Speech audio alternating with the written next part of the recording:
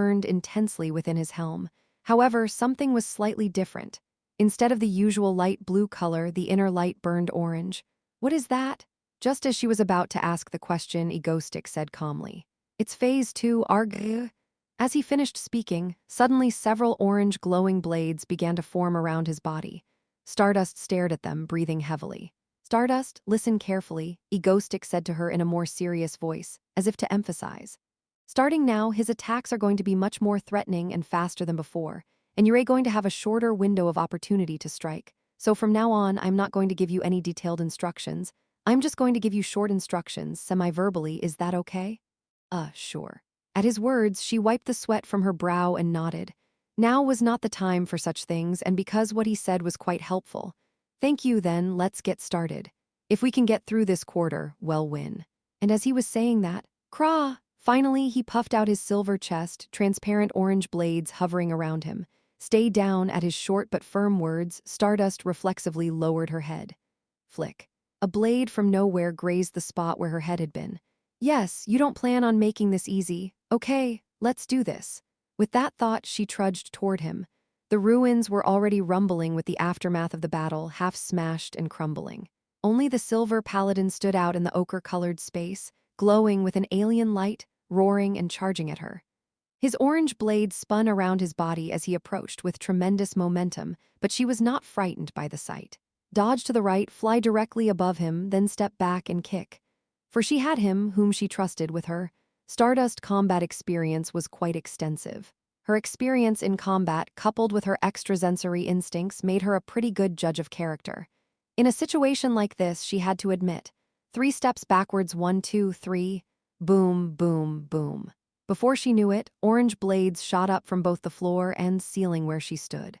Fist to the right, as it were, and as she did as he said, she turned to her right and punched into nothingness. Suddenly, out of nowhere, the knight leapt out of thin air and lunged at her fist, catching it squarely and sending it bouncing back to the other side. Run and beat him up? And as soon as he's finished, she launches herself into the air, right over to where he's lying and starts pummeling him. So far, so good. Egostic ordered her to do this, and she stopped thinking and did what he told her to do. It could be as simple as covering her ears or as outrageous as punching the air. And all of those seemingly meaningless actions, once she did them, had a reason. As soon as she plugged her ears, she was hit with a mysterious sonic attack, and when she threw her fist into the air, the enemy mysteriously punched her back. Add to that the fact that this next-generation hero assist given to her by Egostic was showing her exactly where to dodge, or where to attack when a weakness was revealed. With red markers, her actions became extremely precise. In a strange way, she felt as if she were one with him. Gradually, she was overpowering this impregnable knight until finally, arg! Black smoke rises from the knight's body, his mechanical arms crumble, and his body seems to fail him. He suddenly puts his hand to his armored chest, as if in a last-ditch effort, and is engulfed in blue and orange energy, about to do something. Now is the time, punch him in the chest with all your might. Egostic urgent final command came. HMPH, and with that, Stardust used every last ounce of her strength to lunge at the creature and plunge her yellow glowing fist into its chest. Quia, purr. Finally, with a tremendous noise, his body turned to dust and disappeared. Ha ha, I did it? Yes, that's right, Stardust, you did it. Ha ha, ha ha. With that, she finally defeated him and sat back, exhausted, for a moment to catch her breath. Finally, it's over, she thought as she gasped for air. Hold on, let's take a break, she thought to herself. Rumbly, huh, until the ruins began to crumble in the aftermath of the battle. Chapter 254, Drilling. Drilling the Ego Stream Strategy Control Room. While Stardust battled that ancient weapon underground, Akka the Knight of God, I, looking at the screen, continued to give instructions. Stardust, roll to the right and stab him when his left arm glows. As I said this, I busily moved my arm. At the same time, a red marker appeared on the side of the screen where Stardust would see it that indicated the side she should attack, and a blue arrow indicated the direction she should dodge. I'm not sure if she realized it or not, but this was all manual. In other words, I was constantly watching his movements, predicting his next move and communicating it to Stardust, while simultaneously manually creating all the markings for his hero assistance. As such, she was able to take him out with relative ease. It was as if she had anticipated the knight's every move, dodging his attacks as effortlessly as water and landing only the most effective hits. It was an amazing sight to behold, looking like something out of a Munchkin cartoon. Who'd have thought that was followed by my rampage and then up? The attack is coming from above. Dodge down. Kulkshi probably doesn't know how much I am clutching my head and coughing up blood as I say these words. How nerve-wracking it is to make snap judgments on the fly, based solely on what I've seen in the comics, about a near-constant stream of attacks. How focused I have to be to see the patterns right away, to make sure Stardust doesn't hurt a hair on her body. But I had to do it. I can take it easy now, but I won't be able to do it again later when it regains its strength. There were a few volumes in the manga, but I don't know how long it would be in real life, so I kept overloading my brain, giving her impromptu instructions. Dane, this is too dangerous. It's okay, I won't die. If you use it often, you might die early. Of course, the process of convincing my family doctor was a bit long, but in the end, I was able to do this with the doping I got from the black market. Otherwise, I don't know how I'd be able to make split-second judgments. Yeah, but I have to stay positive. If the original manga author hadn't wasted a couple of books on battle scenes to show how much he loved this Knight of God character, and if that wasn't enough, an appendix to set it up, I wouldn't have even tried this method. Yeah, now, bitter of course, there were some unexpected hiccups along the way, including a nosebleed, but thankfully I handled it so well that Stardust didn't even notice. And with that, Phase 1 of the ordeal was over. Phase 2 had begun. Stardust, listen up, I said as I looked at Stardust on the screen, breathing heavily. From now on, it's going to be even tighter and I am going to keep my words short. We've just got to get through this quarter, so be strong. I gritted my teeth as I watched her nod in response to my words. Okay, let's do it. Let's see who wins. After my resolve, a warlike time passed. I felt like I was playing chess with my life. No, it's a hardcore action game with timing and a time limit, so suddenly it doesn't seem so bad. And finally, purr.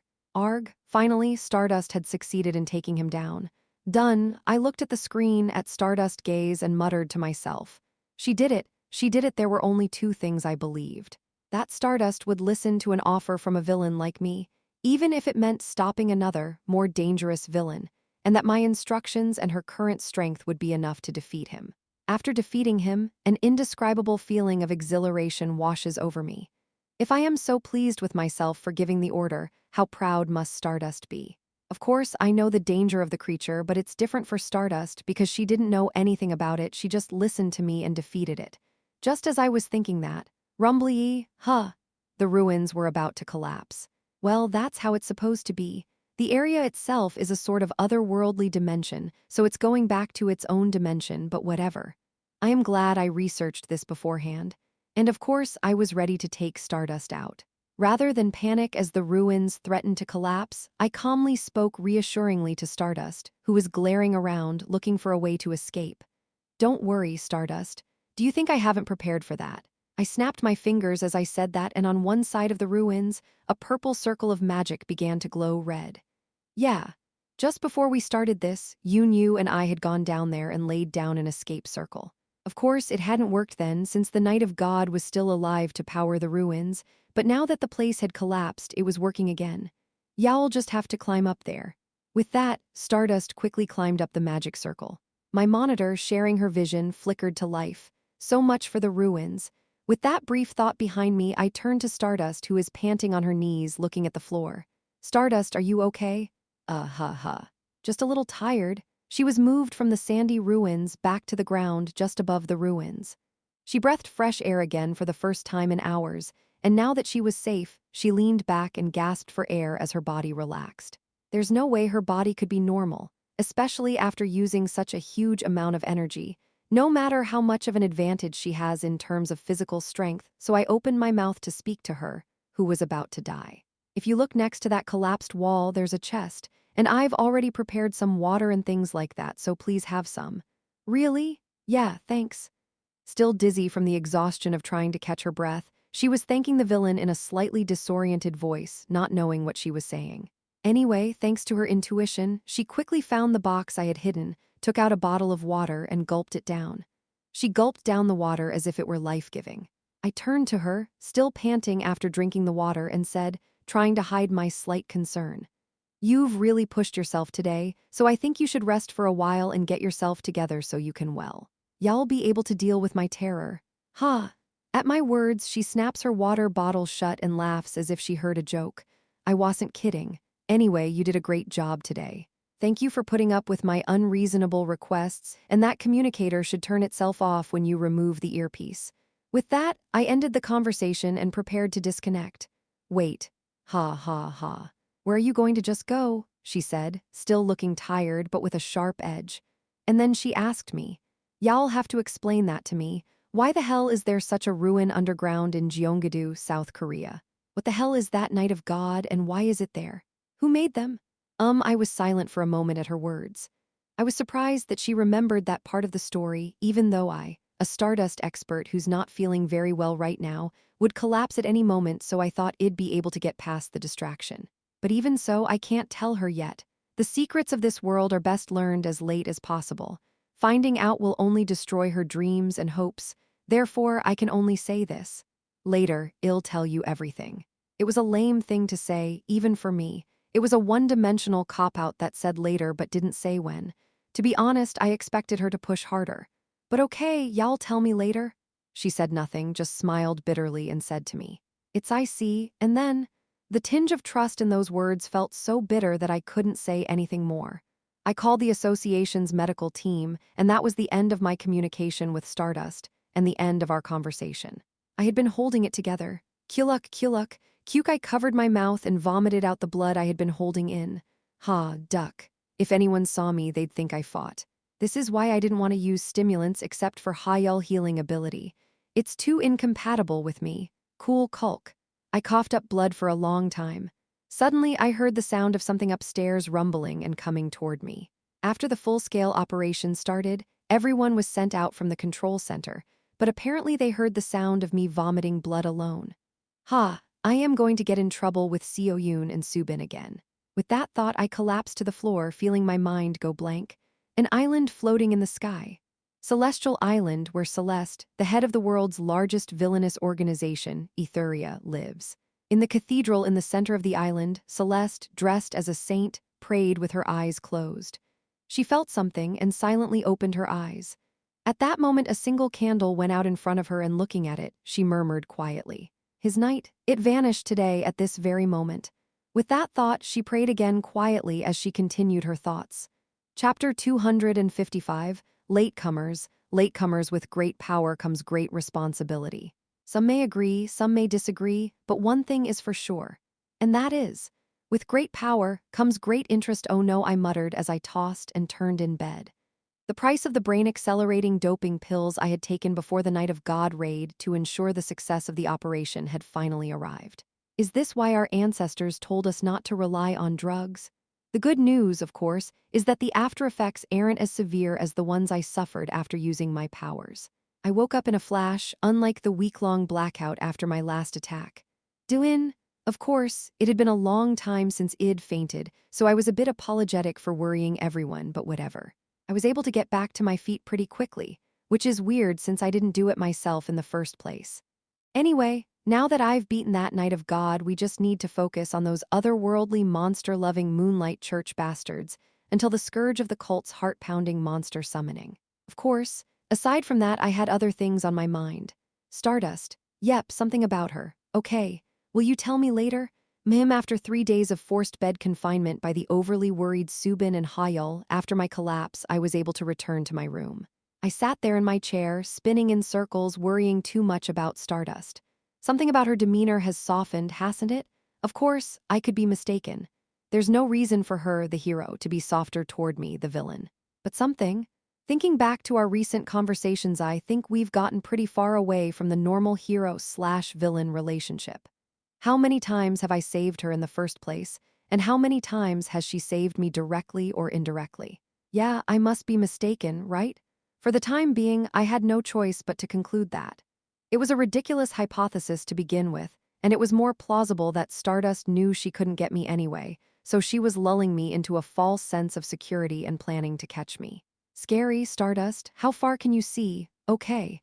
Rather than worrying about such trivialities, why don't I focus on the Moonlight Gate so that it won't destroy the Earth? With that thought, I dialed the number. Let's go check the PMC. I've been training for the Moonlight Gate catastrophe. In fact, they were a group of talented individuals that I assembled after much thought. Lee Segum is a swordsman, Seo Ki-young specializes in long-range sniping, Hyo Da-hee is a tank who can take a beating, and San-sua supports them. Unlike the original members of Ego Stream, who were mostly recruited on the fly, they were thoroughly planned from the beginning. Like building a party in an RPG game, their roles are independent of each other. Lee Segum, the sword wielder, number 1. Seo Ki-young, who can shoot arrows of light, number 2.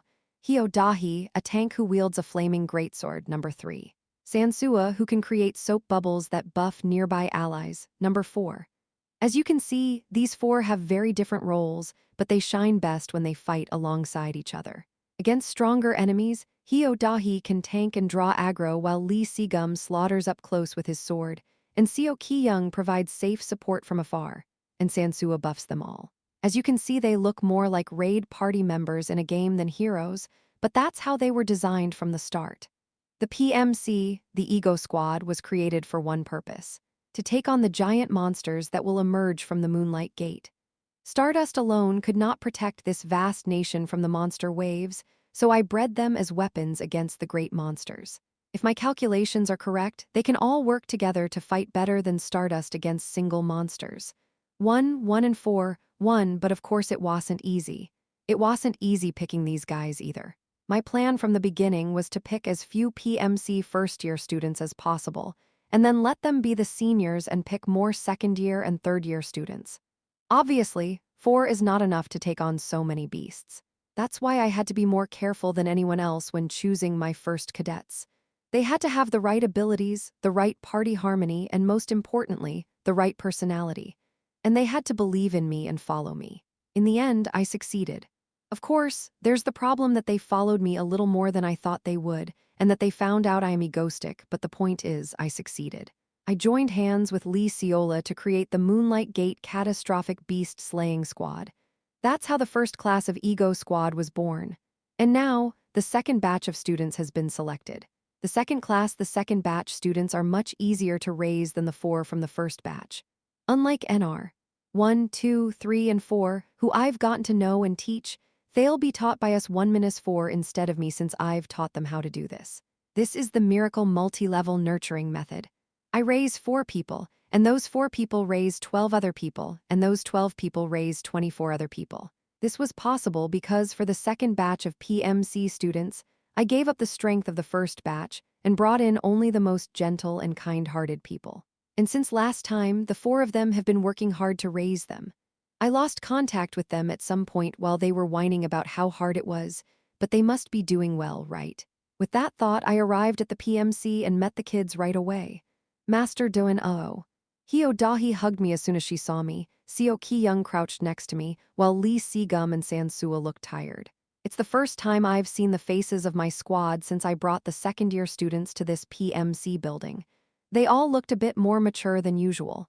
Maybe it's because they have to train their juniors. How's everyone doing? Don't talk, number 2, Seo Ki-young twisted her yellow hair and sighed heavily as she said that. Apparently, it was their first time teaching and guiding someone, so it was quite difficult. However, they've been learning from me and watching Stardust, so they're getting the hang of it. How are the juniors doing? Well, they're all learning hard. He answered my questions so vaguely. Of course, it wouldn't be easy for someone who has lived an ordinary life to learn combat techniques against great beasts right away. It will probably take some time. Still, everyone seemed to be picking only those with good character, so there wasn't much of a problem. Anyway, I've asked everyone to wait in the training center auditorium over there to greet Master Dane. Why don't you stop by and talk to them face to face? Lee Segum asked me. It's like he caught exactly what I was going to say and prepared in advance. I didn't see them during the second-year students' face-to-face interview, but I should take a look. Okay, let's go. Yeah. With that, I headed to the auditorium where the 12 PMC second-year students were waiting. And then hic. We're here. Is that the teacher of the teachers? I could only stare in disbelief as they all stood there, straight and tall, oohs and ahs in unison. Is this the PMC, the army of psychics? No, what's wrong with them? Haha that. Seo Ki-young touched her hair as if to shrug it off. Apparently, it's good to talk about me as if I am a scary person when teaching kids, so that's what she did. If they don't do it right, I, the head of the PMC, will come and beat them up or something like that. Well, It's not a bad way to go because fear of the higher-ups can make an organization more cohesive. Anyway, that's not the point, so I'll say what I have to say. I stood at the front of the auditorium, looked down at the kids, and gave a sort of speech about how happy I was to see them. I basically said that they have a very important role to play, and we needed to get to work to bring peace in this country as soon as possible. Something like that. Huh, what's wrong with them? When I was done, I turned to the kids. Did you get it? Yes, they all cheered up and the cheer was huge. Okay, let's go, let's go, let's go. With that, I had a final conversation with the PMC kids and headed back home. Good, our Moonlight Gate Beasts opponent legions are developing well. With that thought, I dialed a number somewhere. An international call, to be precise. Good morning, Katana. Okay, time to get to work. Chapter 256. Alliance Hero Comics. What's different about the world of superhero comics besides the fact that they have superpowers? If I had to pick one, I'd say the news is interesting every time. You turn on the TV, and you see all these superpowered terrorist attacks, and how can that not be entertaining? Today, a villain in the United Arab Emirates is in the news for chopping up a building with a scythe. Luckily, it was an abandoned building, so there were only a few casualties, yeah. Like that one, for example. Look at Arab scythe slayer Muskda al-Misand. I feel like I could read a month's worth of superhero comics just from the terrorist attacks around the world in one day. In fact, this was not the case at the beginning when I fell into this world, but the frequency of terrorism is increasing. Just yesterday, there was a villain dropping stars on Israel and a villain shooting bananas out of a gun in Indonesia. Of course, these outlandish abilities are usually foiled by plain old, purely powerful heroes. They were caught in their first terrorist attempt by an S-class hero who can manipulate gravity and a hero with lasers coming out of his eyes. Anyway, the point I am trying to make is that there's a lot of terrorism and unrest these days. In addition, there are wars going on at the national level. Breaking news, Francis S-class villain plots another UK attack. Londoners are nervous. British Association says there will be clear retaliation if the French don't stop it. Breaking news, South American villains organize uprising in California. USA ended prematurely by the S-class villains Union Ethuria before the association could arrive. Controversy erupts as South American government says, American villains killed our people, pay them back. Maelstroms of war sweep through the Middle East, all Iraqi heroes deployed to the border. Total 1 report. Italy's A-list hero Ney was arrested in Germany for disturbing the peace. Italy's repatriate him versus Germany's explain him. Yeah. When it's not enough for them to join forces to face the increasingly powerful villains, they fight amongst themselves. This is why I can only think that everything is ruined in the original. Of course, it's also funny that there's no news of the turmoil in East Asia at all. Korea is busy hunting down burgeoning villains, Japan is busy with Katana taking over the government, and China is busy crushing rebels. Everyone has a lot on their plate, so they don't have time to worry about each other. The Chinese, in particular, are not doing so well. The Chinese government has offered a ceasefire to the Fire Dragon, the continent's largest alliance of villains and rebels, a former Chinese military officer reveals. The government calls it delusional nonsense. Outrage. China, whose territory is being carved up by the Fire Dragon, a rogue organization led by our own Li Xiaofeng and a de facto anti-government force, has finally offered a ceasefire to the rebels. Of course, they're calling it a big fat lie, but I know it's real. It happened sooner than I thought. And the funny thing is, it's earlier than the original. Originally, the story came out right before the Moonlight Gate disaster, but now that it's here, it seems like the information I gave Li Xiaofeng was valid. Anyway, there's only one conclusion I want to draw. The world is becoming more chaotic, and the more allies we have, the better. Especially now that we have Moonlight Church and the subsequent villain parties, we have enough to worry about in our own country, and it's quite troublesome when a spark from another country comes to Korea. Our Stardust is already having a hard time. I can't make it harder. So I came to the conclusion that I should make allies, and the targets were, of course, villains like me, who are neighboring Korea and have a lot of influence. Naturally, the first target was the Katana for Japan. Me, Mystery Ghostic, and a Chinese villain. You mean an alliance? Yes. Tokyo. In the office of Katana in the new headquarters of Japan's largest villainous organization, Sam Hyup-pa, I met with her for tea, to be precise, to make this proposal. The East Asian Villain Federation. Me, Katana, and Li Xiaofeng will form an alliance and consolidate our power to reaffirm that we are the biggest villains in our respective countries. It's really just the League of Villains, not the League of Nations. Both Katana and Li Xiaofeng are no ordinary villains. Katana is practically the head of the entire Japanese archipelago, in control of Japan. There's no place in the government that she doesn't have her finger on the pulse of, and the association is slowly filled up with her people. It's a different situation from the original, so I was secretly worried, but I hear they're doing a great job. Li Xiaofeng is also a rebel who is now trying to eat more than half of China, but I know that from the original. Through a series of world-scale disasters, the Chinese government's power will gradually weaken, and eventually Li Xiaofeng Fire Dragon will take over China. And with my information, it will happen even faster. And I am allied with Lee Seola, the Black Shadow of Korea. Unlike the rest of the world, Lee Seola hasn't been able to eat the association, but she's a black shadow that has eaten the government, the National Assembly, and the media. Since she will follow my every word, if I ally with them, I'll automatically ally with the Korean government. Add to that the fact that Stardust, the strongest hero in the association, is also a friend of Lee Seola, and you get the picture. The moment the villains of our three countries form an alliance, it naturally becomes an alliance of the three governments. That's why I've been trying to stay friendly with Katana and Li Xiaofeng. HMPH Alliance. And back to Japan, Katana is standing in front of me. With her black-tied hair hanging down behind her, Katana looked calm at my suggestion, her hand on her white Japanese-style robe's chest for a moment, before she smiled faintly and nodded. I see it's your suggestion, Egoistic-san, so I am sure you've thought of everything. She was quite cool about it. I thanked her, ate her omakase sushi, and returned to Korea, laughing at her invitation to stay the night. If I stayed overnight, the people at home would get suspicious anyway. That's how I convinced Katana. I called Li Xiaofeng, made an appointment, and left for China the next day. Traveling abroad for business, it's not easy being a villain, hahaha. Egoistic. Welcome. The office of Li Xiaofeng, the leader of the villainous organization Fire Dragon, was at the top of a large purple-tiled pagoda in China. I meet Li Xiaofeng, who wears his hair coolly in a bun, and am welcomed into his office and seated. Thanks to your help, Egoistic, our organization is really booming these days. I don't know what to say to thank you. Haha, no, it was just a little something. So here we go again, no, why do villainous leaders like tea so much? Anyway, over another cup of tea with green leaves, I said hello and he thanked me. Li Xiaofeng thanked me for my help. As a man so obsessed with righteousness and harmony, he would not forget the favor he had received but would rather exaggerate it. This is why I gave it to Li Xiaofeng. Anyway, after I said that, I proposed an alliance and of course, haha, that's a good idea. He smiled and said yes. I knew Xiaofeng would accept right away.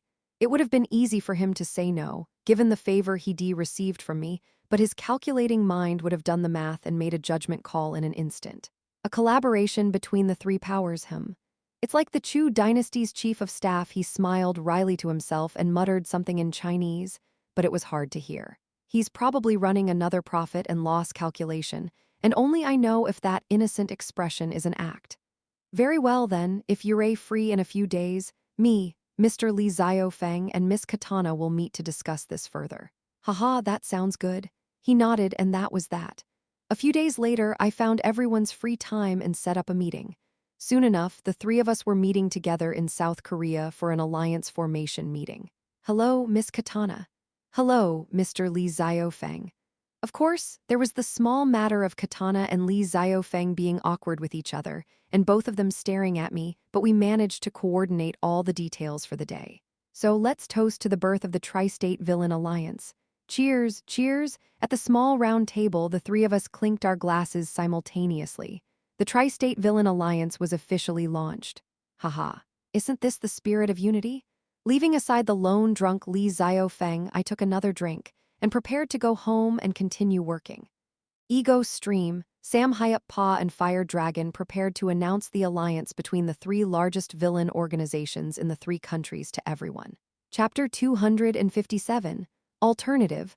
Alternative Ha Stardust had been lost in thought for quite some time, ever since she and Egoistic had captured the strange creature known as the Night of God. What was that? What? There were a lot of questions. Why was there an Egyptian-style ruin sleeping beneath Korea? What was wrong with this powerful enemy?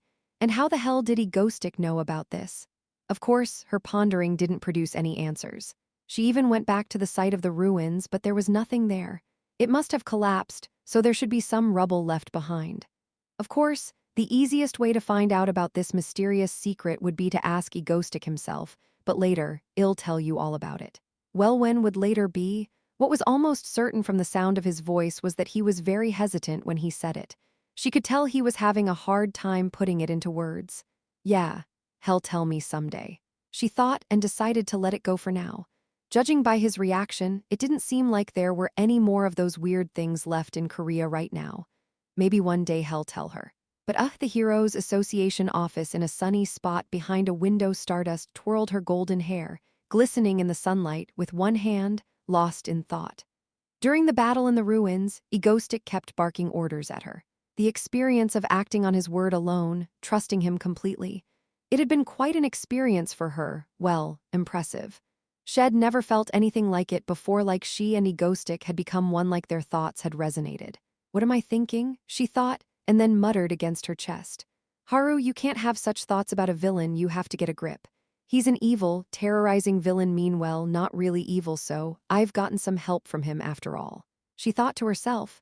Shed been stopping all sorts of dangerous villains lately, all with the help of Egoistic. No, actually, not even recently. Ever since the beginning, since the Han Yun group or the typhoon at Moonlight Church, she always had Egoistic by her side.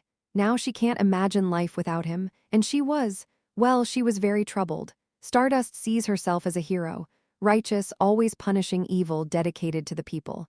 A hero. And the villains, to her, were all non-negotiable targets. The enemy, which is why she's always been so confused about what she feels for him. She wants to hate him, but she can't. She should be angry at him, but instead, the corners of her mouth turn up. She can't imagine life without him anymore. He's a villain. I shouldn't do that to a villain. If only he weren't such a villain, what? She left it at that, pursing her lips in thought, her cheeks slightly flushed with anger.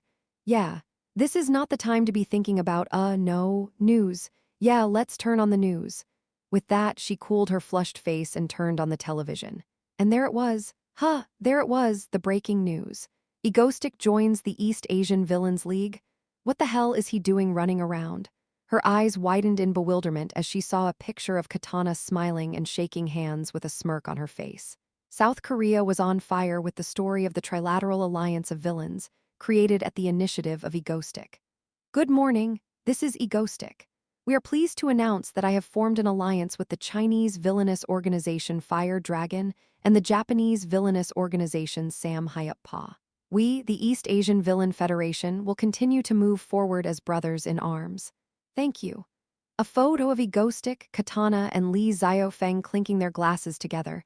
This is all the original text posted on the Ego Stream website, but it's a bit of a joke. Comment, what is it really? East Asian Villain Alliance mouthful. What the hell? Why are those three sitting in the same place smiling at each other? Katana is one thing, but when did the rest of them become friends?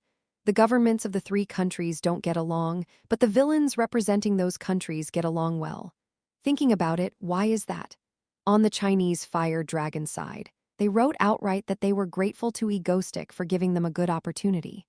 Korea-led Villain Federation, Katana was close to Egoistic in Korea, so she's close to him. But she's not close to that Chinese villain. Long live Mangastick. Go color all of East Asia with Mangasticks. Egoistic, if you think I'm not playing. I'm going to kill you. I thought you were playing because you don't terrorize and don't broadcast.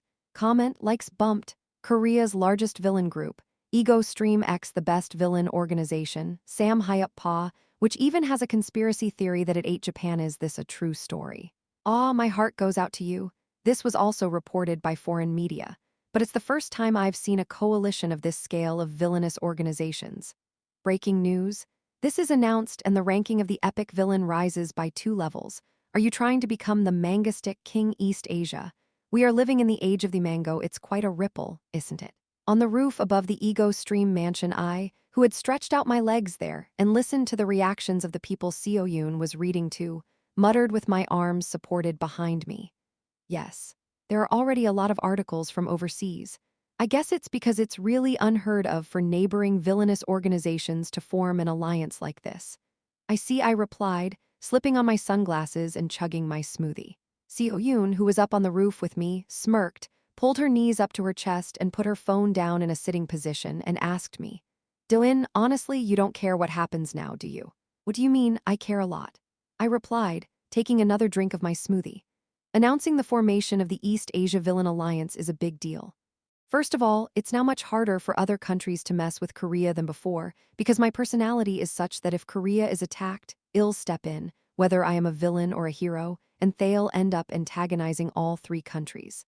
Of course, if Sam Hyup Pa and Fire Dragon are attacked, I will also have to step in, but the chances of that happening are small in the original game.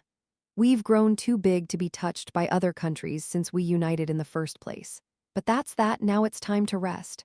I muttered, sucking on my smoothie as I laid down on a prearranged sund, enjoying the cool breeze on the roof. Just taking a break, just taking a break. Yeah. I killed a bunch of villains, slayed the Knight of God, created the East Asia Villain Alliance, so maybe it's okay to take a break and have a smoothie. It's just that everything is centered around capturing the Moonlight Church leader, and it'll feel so much lighter once I get him. In the original story, which had a total of 4 parts, the final boss of Part 2 was Moonlight Church, and the final boss of Part 3 was Seo Yoon, so I already dealt with that. Of course, Moonlight Church is almost there now. All that remains is to make the final preparations and the fateful day will come. Until then, of course, there's the matter of preparation. Let's get to work. Seo Yoon. Why? Seo Yoon leaned her face on her knees and squinted her eyes, her white short hair slightly longer than before. I think she's pouting because I didn't listen to her read my fan cafe comments earlier. I ruffled Seo Yoon's hair, who was still a child despite being an adult, and then stood up and took off my sunglasses. Come on, why don't we go out, just you and Yoonwal, and walk around? Really? Where? When I asked her to go out with me, Seo Yoon secretly looked in my direction and showed interest. I looked at her and smiled sheepishly. Shall we go to Seoul first? Let's get a bunch of super-powered people to block the Moonlight Gate. And so began the journey of the wandering villain, Egostic, for a month. Chapter 258, Preparation. Preparation after everything is done, focus on one thing. That was my new motto. That said, now that the dust has settled and the Moonlight Gate disaster is just around the corner, I have to focus all my attention on that one thing until the day of reckoning. With that, I've stopped everything Stardust-related, and now I am really running to prepare for this. Stardust is already strong enough as it is. I just need to give it a final check and put it to work. Therefore, I now devote all my remaining time to this scourge. With that said, it took me a month to travel the country and identify the magical circles that would stop the power of the Moonlight Church. Is this the last one? I think we're pretty much done here. Phew, finally. In a forest somewhere in South Korea, where the deep green trees blocked the sunlight and formed deep shadows, Choi Sehi sighed and muttered to herself. It's been over a month since we traveled across the country to build this magic circle, and a lot has happened. Since it became a long-term project, the members traveling with us have changed a lot. Yoonwoo and I were the only ones who were doing the magic circle, and the other members took turns following us. You never know what might happen along the way, so you have to have an escort. In the forest, Yoonwoo, with her black hair hanging down and her white shrine maiden outfit, her hands clasped together, closes her eyes and casts a magic circle. Me and Choi say he sat on a nearby rock, feeling the cool breeze in the forest, waiting for her. Why did it took you a month to do this? Seeing Choi Sehi picking up a leaf nearby and burning it with electricity, I replied, because I traveled all over the country. Still, haven't you been traveling for too long? Choi Sehi stuck out her tongue like she was copying Seo Yoon and said that. It was as if she was trying to emphasize her regret.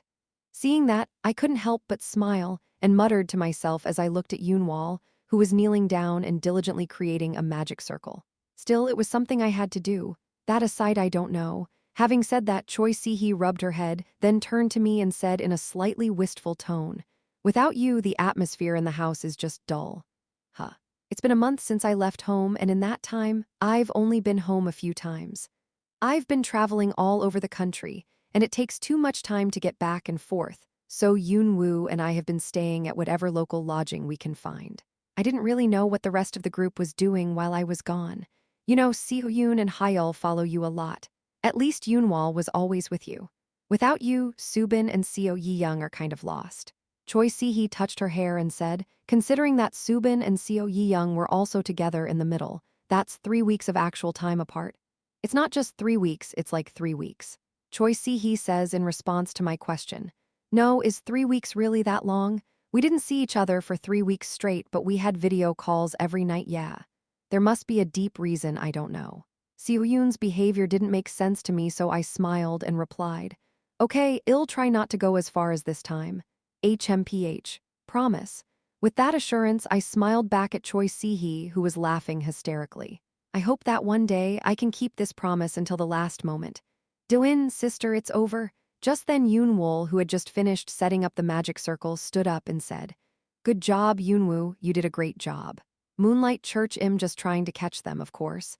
As I stroked her hair absent-mindedly, Yoon-woo smiled quietly and replied to me, oh right, Yoon-woo is an adult and shouldn't be doing this. I keep forgetting because she's always with Seo-yoon and they're the same height. I sometimes treat her like a baby plus. Yoon-woo is so nice that she doesn't say anything, especially when she's not supposed to. Okay, it's finally over, let's go home. Choi Si-hee, seeing that it was all over, jumped up from the rock and said so. We had one last meal nearby and then headed back to our house. That was the end of our month-long rental of the Wandering Villains Egostic.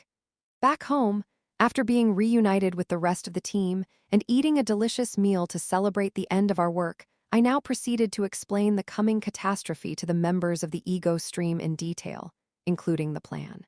This winter, the Moonlight Church, led by their leader, will tear a hole in our dimension and the dimension of a monster-filled world and summon otherworldly beasts. There will be countless of them, coming through portals called gates, and they will be all over the world, in France, in old Brazil, in England, in Africa, in Australia, in Russia, in the United States, everywhere, literally everywhere, urban and rural. And what's going to happen to the planet when that happens? It's just going to be ruined. That's why we have to stop it. I looked at Shinryong and explained once again. Okay, I've already told this story to everyone once. Now the important thing is to explain how we're going to stop it, so I continued. First of all, we can't stop the Moonlight Church leader from opening the portal because the preparations have already been made, and it's going to happen even if he doesn't. In other words, we need to stop him after he opens the portal. I explained, drawing a building, a little man, a round portal, and a monster on the whiteboard. But how do we stop him? Shinryong asked, puzzled by my explanation, so I kindly answered her question. I had an idea that involved drawing magic circles around the country with Yoon-woo, but the problem with this method is that it takes quite a while. I don't want the country to fall apart for the sake of our next terrorist campaign, so we need to be prepared. Especially with the bosses out there, we're going to have to take out some of them. It's not going to be an easy fight. That's why I've trained the members of the Ego Stream so far. I guess it's really starting now. Seo-yoon sighed, as if she could already see the struggle ahead, and I tried to comfort her. Still, if we can get through this, we'll be able to get some real rest for a while, so let's just do our best. So we're going to be traveling? Yeah, of course. In response to my answer, Seo-yoon clenched her fists as if she was suddenly motivated. Okay, I'll do my best. We will too, Do-in. Subin replied while smiling warmly. Then Choi Si-hee and Ha-yeol nodded beside her. The atmosphere is energized at the mention of being able to take a break after everything is done. Okay, finally something interesting. Haha, a battle sounds like fun. Seo Yi-young and our Dazik are getting into it. Yoon-wol was the only one sitting calmly. Anyway, I sat down at the long conference room desk and looked at them all. I rested my chin on the desk and said, so from now on, I'm going to tell you what each of you needs to do. And just like that, from that day forward we, the Ego Stream, pulled out all the stops and began to put our full weight towards dealing with the Moonlight Church. Yes, we're done talking, so now we must think about what Korea can do to avert disaster. With that, I started making phone calls. I already talked to Lee Seola, so yeah. Association President, now, it's time to meet the President once again. The control tower of the Association's main headquarters. The Association's secret sub-control center, far away from Blue House underground bunker in the unenviable position of the Association's hidden underground sub-control center. The head of the Association was secretly meeting with a figure. So why did you call me?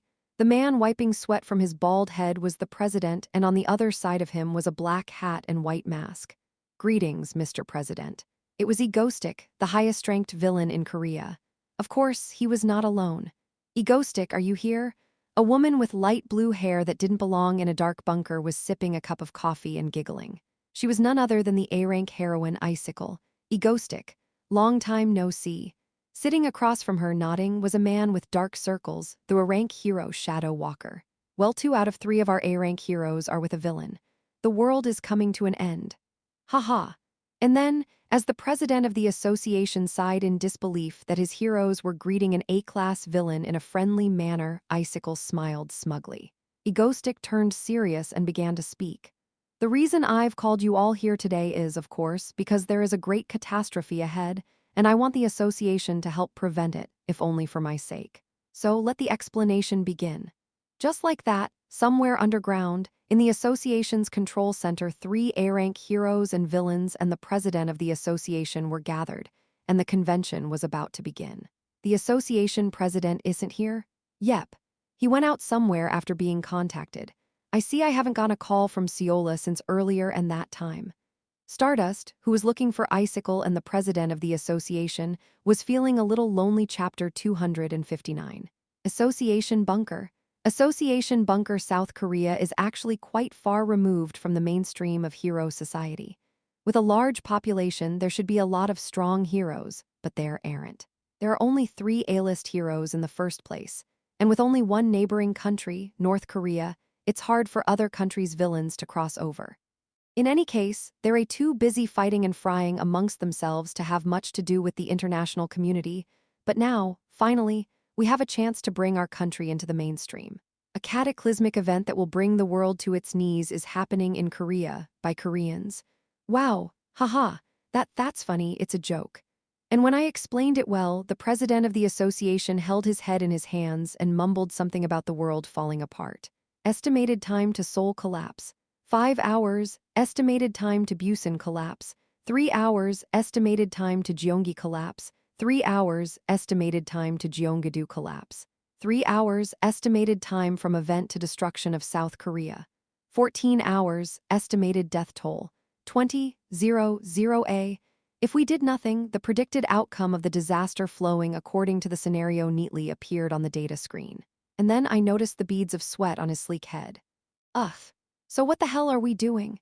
In the underground bunker, I very kindly, very matter-of-factly give him a very realistic estimate of the death toll and the disapproving glances hell receive from the international community when the Moonlight Gate incident happens later this year. The president of the association had a mental breakdown and muttered to me in a dying tone. First of all, how many underground bunkers did you build? From what you said last time, we've completed quite a few. Throw some more money at it and build more fast all over the province. There should be at least one in every district. Well, I've been getting strangely good budgets lately, so I guess it's possible. As the president of the association nodded and said that, Lee Ciola, who was sitting next to me, smiled brightly. Of course, she'll support him because she's in charge of the budget. So what else do we need to do? Next, we need to prepare for that fateful day. With that, I took out a marker and started circling the large map of Korea on the wall. From what we can tell, the catastrophe will begin in Seoul, which means that the strongest, Aka boss-level monsters will appear primarily in the capital. As I said that, I circled a few areas of Seoul. These are the places where particularly strong entities appear in the original. Then how do we deal with them? We'll have to deal with them in a special way, but the good news is that, aside from these guys, most of the mobs that will appear in the provinces can be dealt with by conventional weapons. Of course, they're very weak. For example, you'd have to feed them 100 bullets, which is about the same as a single attack from a C-class hero. Most bosses are also immune to fire because of some sort of weird shield. Still, it's nice to know that at least some of them have firepower. We can use missiles and stuff. So we can probably destroy this area, and this area with missiles. The president of the previous regime was almost impeached for firing a missile at Seoul, and you want to do it again. Honestly, wasn't it because of your incitement that the public opinion got to that point? Nonsense. At my incredulous gaze, the president of the association turned his head and coughed. No, you were the one who was on the news every day during the Han Yun Group megaweapon incident, cussing the president out like crazy for attacking Stardust. Of course, he did a good job, but whatever. Anyway, the bosses in the center of Seoul are probably the biggest problem. I'll take care of that and I'll help Stardust. I said, sounding confident. Actually, it would be more like Stardust will deal with them, but and now for the periphery and the provinces, which I'll leave to the association's B-list heroes, Icicle's PMC and Shadow Walker. I see, got it. Icicle and Shadow Walker nodded at my words. They were trustworthy, but egoistic. My powers should work on them, right? Yep, don't worry, they'll work on most of them. Right, phew, haha. That's the first good news I've heard in a while. Shadow Walker asked cautiously, and then smiled really broadly at my answer, despite his tired face. I guess he's had a lot on his mind lately. I mean, there have been quite a few kids lately who are immune to Shadow Walker attacks, even at night, like Seo Yi-young. Thanks to the original's insane power inflation actually, by this point in the original, Shadow Walker was living as a wild man after his girlfriend died and he blackened up. He was living as a wolf in the mountains, so he didn't have much of a plot, and Stardust was the only one who had to roll all day without getting off work in the evening. Anyway, even if he's not quite what he used to be, having Shadow Walker officially helping out like this is a huge plus. He's nearly invulnerable at night, so he'll be able to run amok once the sun goes down on the day of the catastrophe, which was a major factor in my determination that the PMC alone would be able to shut down the rest of Seoul, South Korea. Therefore, I decided to take this opportunity to give Shadow Walker a pep talk. Shadow Walker, you're actually the key to this operation. Huh? He looked over as if he didn't understand what I was talking about, but his ears perked up, showing great interest. I spoke softly to him. The truth is, Shadow Walker, I don't think we could cover this large area of Korea without you. If it weren't for your divine shadow shifting and abilities, the plan would have been impossible in the first place. Is that so? Yes. I'll say it again, you Shadow Walker are the key to this plan, so please do your best. That's a lot to take in. Okay, I'll do my best. Shadow Walker replied earnestly, but he didn't seem to notice that the corners of his mouth were twitching with the desire to smile. Oh, how I wish I hadn't been so troubled lately. I should have paid more attention. As I was talking with Shadow Walker, Lee Seola was smiling like she understood why I was doing this, and the president of the association was looking at me with a, what's wrong with him? No, Shadow is an important part of this, it's just that Stardust is the most important part of this plan. Anyway, I finally revealed my final plan. Anyway, my plan is this. Me and Stardust will be in charge of the Seoul area, where the strongest monsters will be. And down in the provinces, Icicle and Shadow Walker will be in charge. If you can evacuate all the citizens quickly and hold out for a while, close all the gates. Yes, this is my final plan. When the monsters come through the gates, everyone, including the Ego Stream, Stardust, and Heroes, will evacuate the citizens as quickly as possible and try to stop them. In the meantime, I'll keep the Moonlight cultists at bay and prevent any more gates from opening. Of course, the dimensional rift is weakening and the gates will continue to appear, making it impossible to physically stop them, but there's always a way. I see, so we just have to hold out for the meantime? Yes. We'll probably have to kill them one by one once they're released, but we should be able to prevent further damage. If we don't do this, the world will become a dumping ground for monsters almost all day long, quickly reaching a state of quasi-annihilation and turning into a post-apocalyptic genre. This is the episode that I've been talking about since the beginning of my possession of this world, the one that completely changes the tone of the novel. In other words, if we can't stop this, we won't have an answer for what's coming next. So let's do the best we can so that when this is over, I'll still be able to terrorize in peace. Okay, the head of a hero association in league with a villain. How history will judge me later. Won't they remember you as a saint who, in a moment of crisis, joined forces with even the enemy to defeat disaster? I hope so. At Lee Seola's words, the association president muttered while wiping his sweat with a handkerchief. Anyway, finally, now on the association's side, preparations have begun in earnest. On my way back from the meeting, I was quietly looking at the dark night sky as the sun set and thought. For Korea, this would have been enough. Once again, the problem is overseas. Even though all the power of the Moonlight Gate will be focused on Korea, the gates will still open to other countries. Of course, if I close them quickly, the damage won't be as devastating as in the original, but there will be some. After all, it's because of Stardust that I am so protective of my country. Yeah, if something happens overseas, it's going to affect my country, which means that other countries have to take some measures. And that, of course, is the job of an international organization.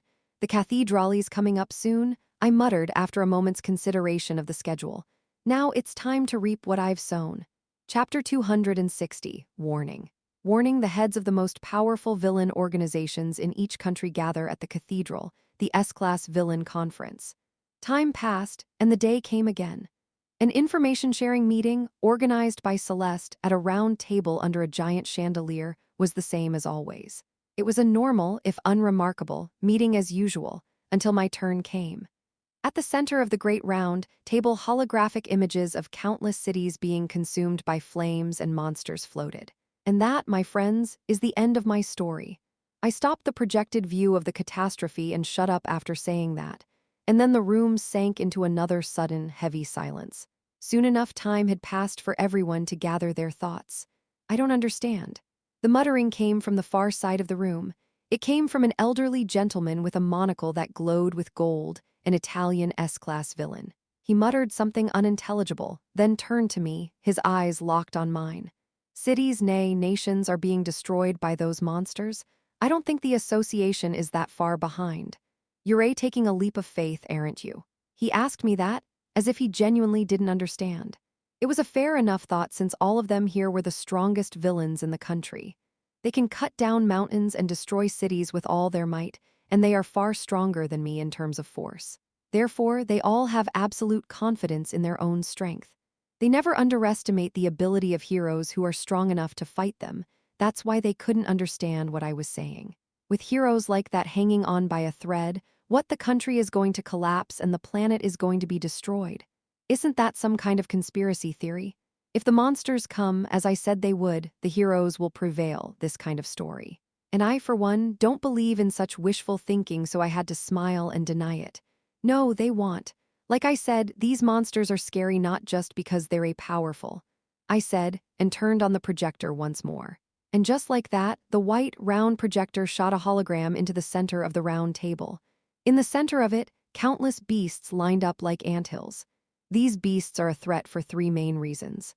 The first is quantity. That's the biggest problem. There's an overwhelming number of them, and they're coming out of the gate all at once. Even the best heroes won't be able to keep them out of many areas, especially since these gates spawn in more populated areas. And second, their continuity. With that, I changed the projector's image again. The invaded cities were changing rapidly, as if time were accelerating, but the ominous gates in one corner remained visible. These beasts won't stop attacking in a day. Maybe 3 days, maybe a week, maybe a month, since those gates are the passageways for the otherworldly invaders. And unlike humans, they won't get tired, so they'll be endless new ones. By the time I'd gotten that far, the faces around the table weren't happy. No wonder. No villain, no matter how badass, would be happy to see the world go to hell. They're all leaders and heads of some kind of coalition. Third, there are some special individuals. I'll call them boss-level beasts. Some of them have unusual abilities, from soul suckers to those that negate all abilities. The other problem is that they are overwhelmingly numerous. I see. After listening to me, the old gentleman stopped frowning and leaned back with his hand on his forehead. His head was beginning to ache, and so did everyone else at the table. It was too much to take in, as I had a history of guessing everything I'd uncovered so far. From the existence of time traveler to the first portal in France, I had already predicted them, especially that portal incident, which led to the current events. Katana, Li Xiaofeng, and Atlas, who had already been preparing for this since I told them, were looking grim, but the others were confused, because suddenly, a few months later, it's like the world is about to end. Of course, some of them were still in disbelief, but they all had a faint hint of anxiety in their faces. Like everything I've ever said, what if this bullshit is true? So and then the elderly gentleman, the first to question me, looked at me and asked in a slurred voice, "So what do you want me to do, watch it go down?" "Thank you for asking. Well, I guess that's up to you to decide." Having said that, I cleared my throat for a moment before continuing. I think it's possible that this could be over in 3 days or a week, if things go well. I am sure there will be countermeasures that I can't see right now, and I am sure others will have ideas. I glanced in Celeste's direction as I said that, but her eyes were closed and her expression unmoved. I wasn't really looking at her to see what her reaction would be. It was just a message to the others, a reminder of her presence. Anyway, if that's the case, the hardest hit will be on the first day of the catastrophe, when we're suddenly invaded on a massive scale before we're ready. And the major cities of each country will be in ruins before we can do anything about it. So in the end, it's all about stopping them on day one, isn't it? Yeah, I meant 2 things. First, If you don't want to get screwed, you're going to have to tell your national associations and heroes about the invasion. Secretly, of course. You never know who might be behind it. 2. Help out on the first day of the raid. We've got a city to bomb and citizens to deal with, so what are you going to do when they're all smashed and dead?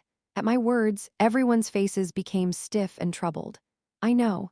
In fact, I am only able to do this because this is Cathedral, a place where the heads of the most powerful villainous organizations in the world gather. As such, it's a head-scratcher. Most importantly, their goal is not destruction, but conquest. If you're a doomsday nutcase, you might actually enjoy this, but all of the villains here want to rule their countries, not get screwed. Right now, Katana's goal is to conquer her country, and so is Li Xiaofeng. Everyone else is pretty much the same.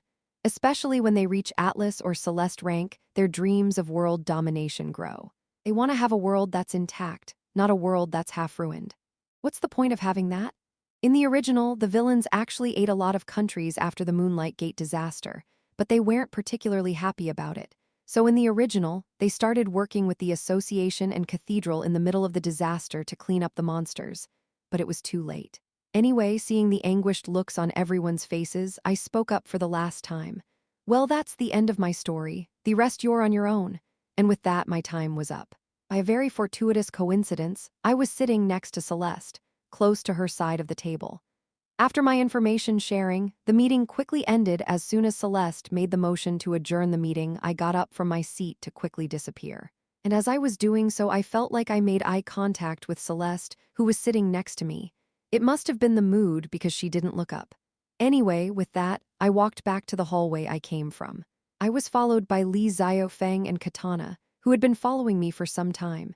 Standing to my right and left, respectively, and Atlas, who followed behind me as if to block the others. We quickly tore up our letters and returned to our original places. Okay, so that's the end of the matter with Cathedral. Now it's time to prepare for something other than my country. After all, that's what we came to Cathedral for. Just as I was thinking that, I heard Katana, who was standing next to me, ask me, "Thank you, egoistic. But what? Why did you say that for them, the catastrophe would take 3 days to a week, while for us it would probably be over in a day?" Oh, that's right, of course if I say it's a one-day thing, they might think differently. If it's just 1 day, it's easy to fix the country if it falls apart a little bit, so let's take this opportunity to drown all the heroes. The balance of power must be maintained. If it takes a while, they'll start to work together, or at least they did in the original. Anyway, I guess everyone's on their own now. I muttered. Okay, so I've done my best as a villain. I entered the cathedral, built up trust with information, and based on that trust, I predicted a catastrophe and made everyone believe me. It's almost fall. I muttered, sitting down in a chair. Fall passed and winter came. The day will come, the day that changed the original story forever, the day when everyone dies and the world collapses. The day I was most wary of from the moment I fell into this world. Now we wait. When you're ready, you wait. Time will probably fly by from here on out, just as time flies when you're about to take a test, so will this. My next attack on Stardust will be the last before the catastrophe. I thought to myself, silently. 3 months until the day of the Moonlight Gate catastrophe. Chapter 261. Xiaoyun's Heart. Xiaoyun's Heart. I can't believe it's already getting cooler after a scorching hot summer. Fall was just around the corner, but we, the members of Ego Stream, were busy working as usual, with training and competing in power-ups. No, we're not heroes, we're protecting the country, of course. There were some whiners, like our own Xiao Yiyang. Sitting on a tree with her purple demon fire floating in the air, she said in a languid voice. Aha. A villain needs land to terrorize to be a villain.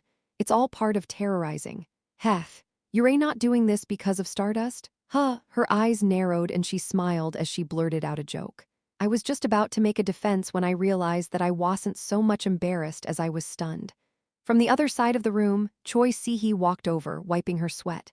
What is it, Xiao Yi-young, were you whining again? I wasn't whining, I was asking reasonable questions before Yi-young could say anything, Choi Si-hee chuckled. Hey, wouldn't it be fun if we could wipe out all the monsters raining down on the earth?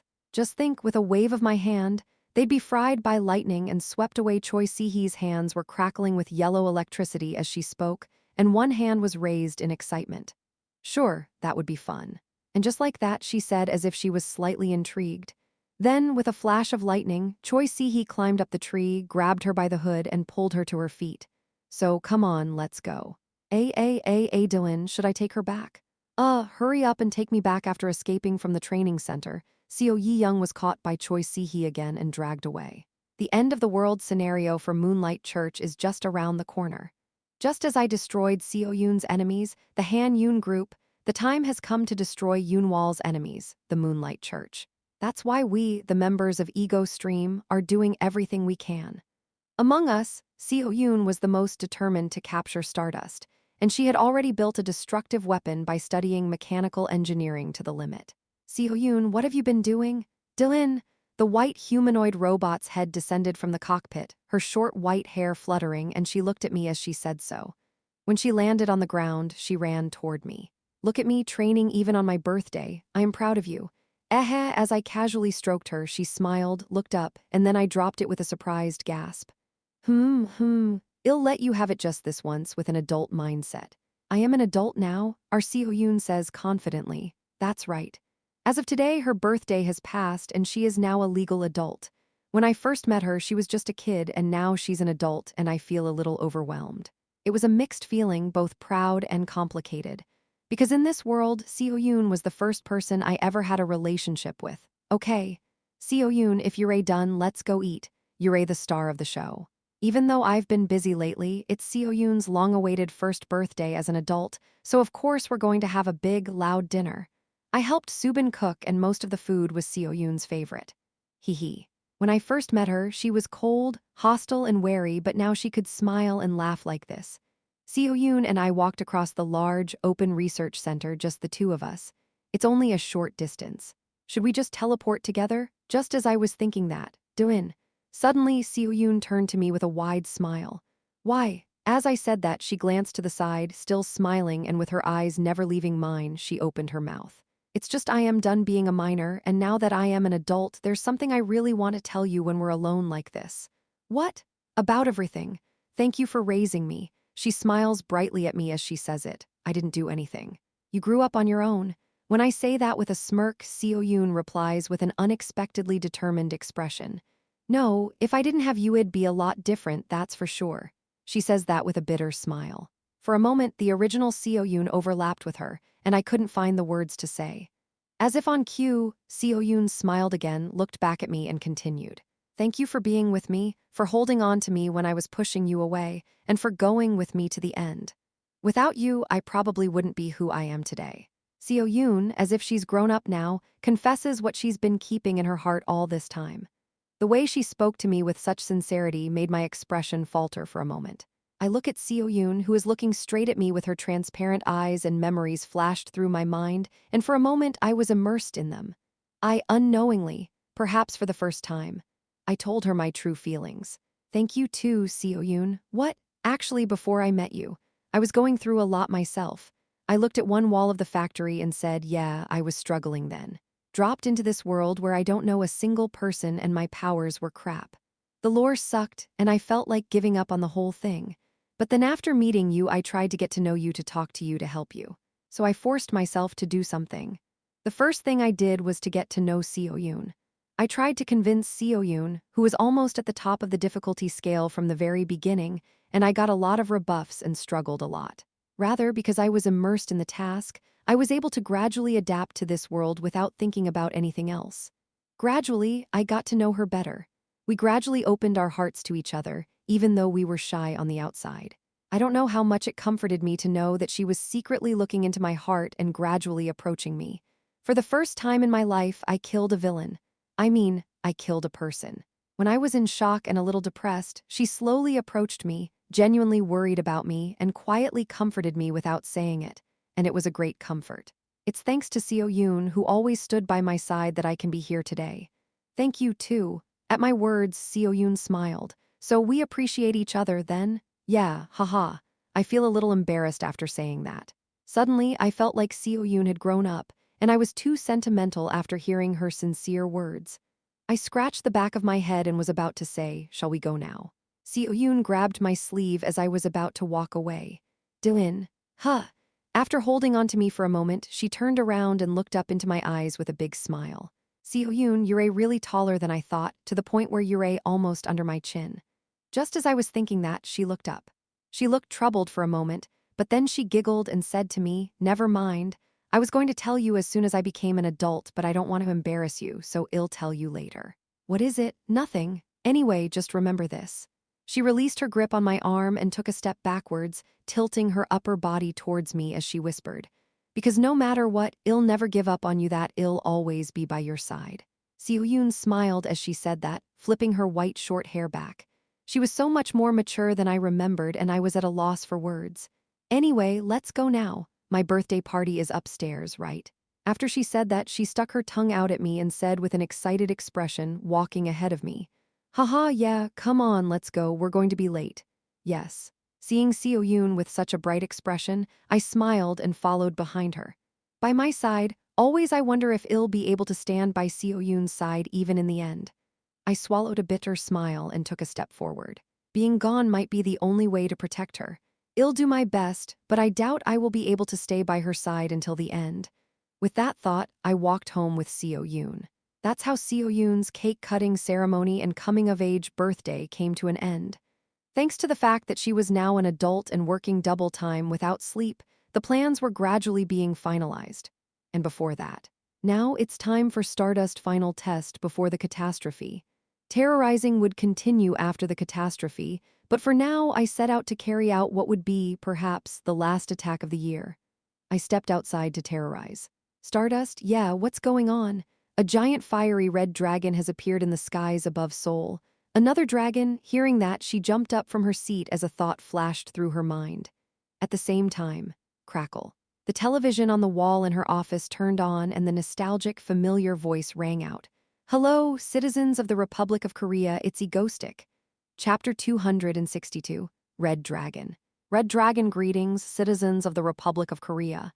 This is Egoistic. Manga stick, manga stick, manga stick, manga stick, manga stick, manga stick, manga stick. Manga stick, manga stick, manga stick, manga stick, manga stick, manga stick, manga stick, manga stick, manga stick. Now you're starting the chat window with a bunch of crap when he started a new broadcast, Mango Mango, already seeing the red dragon in the sky. If you thought Mango had done something, you're a fool.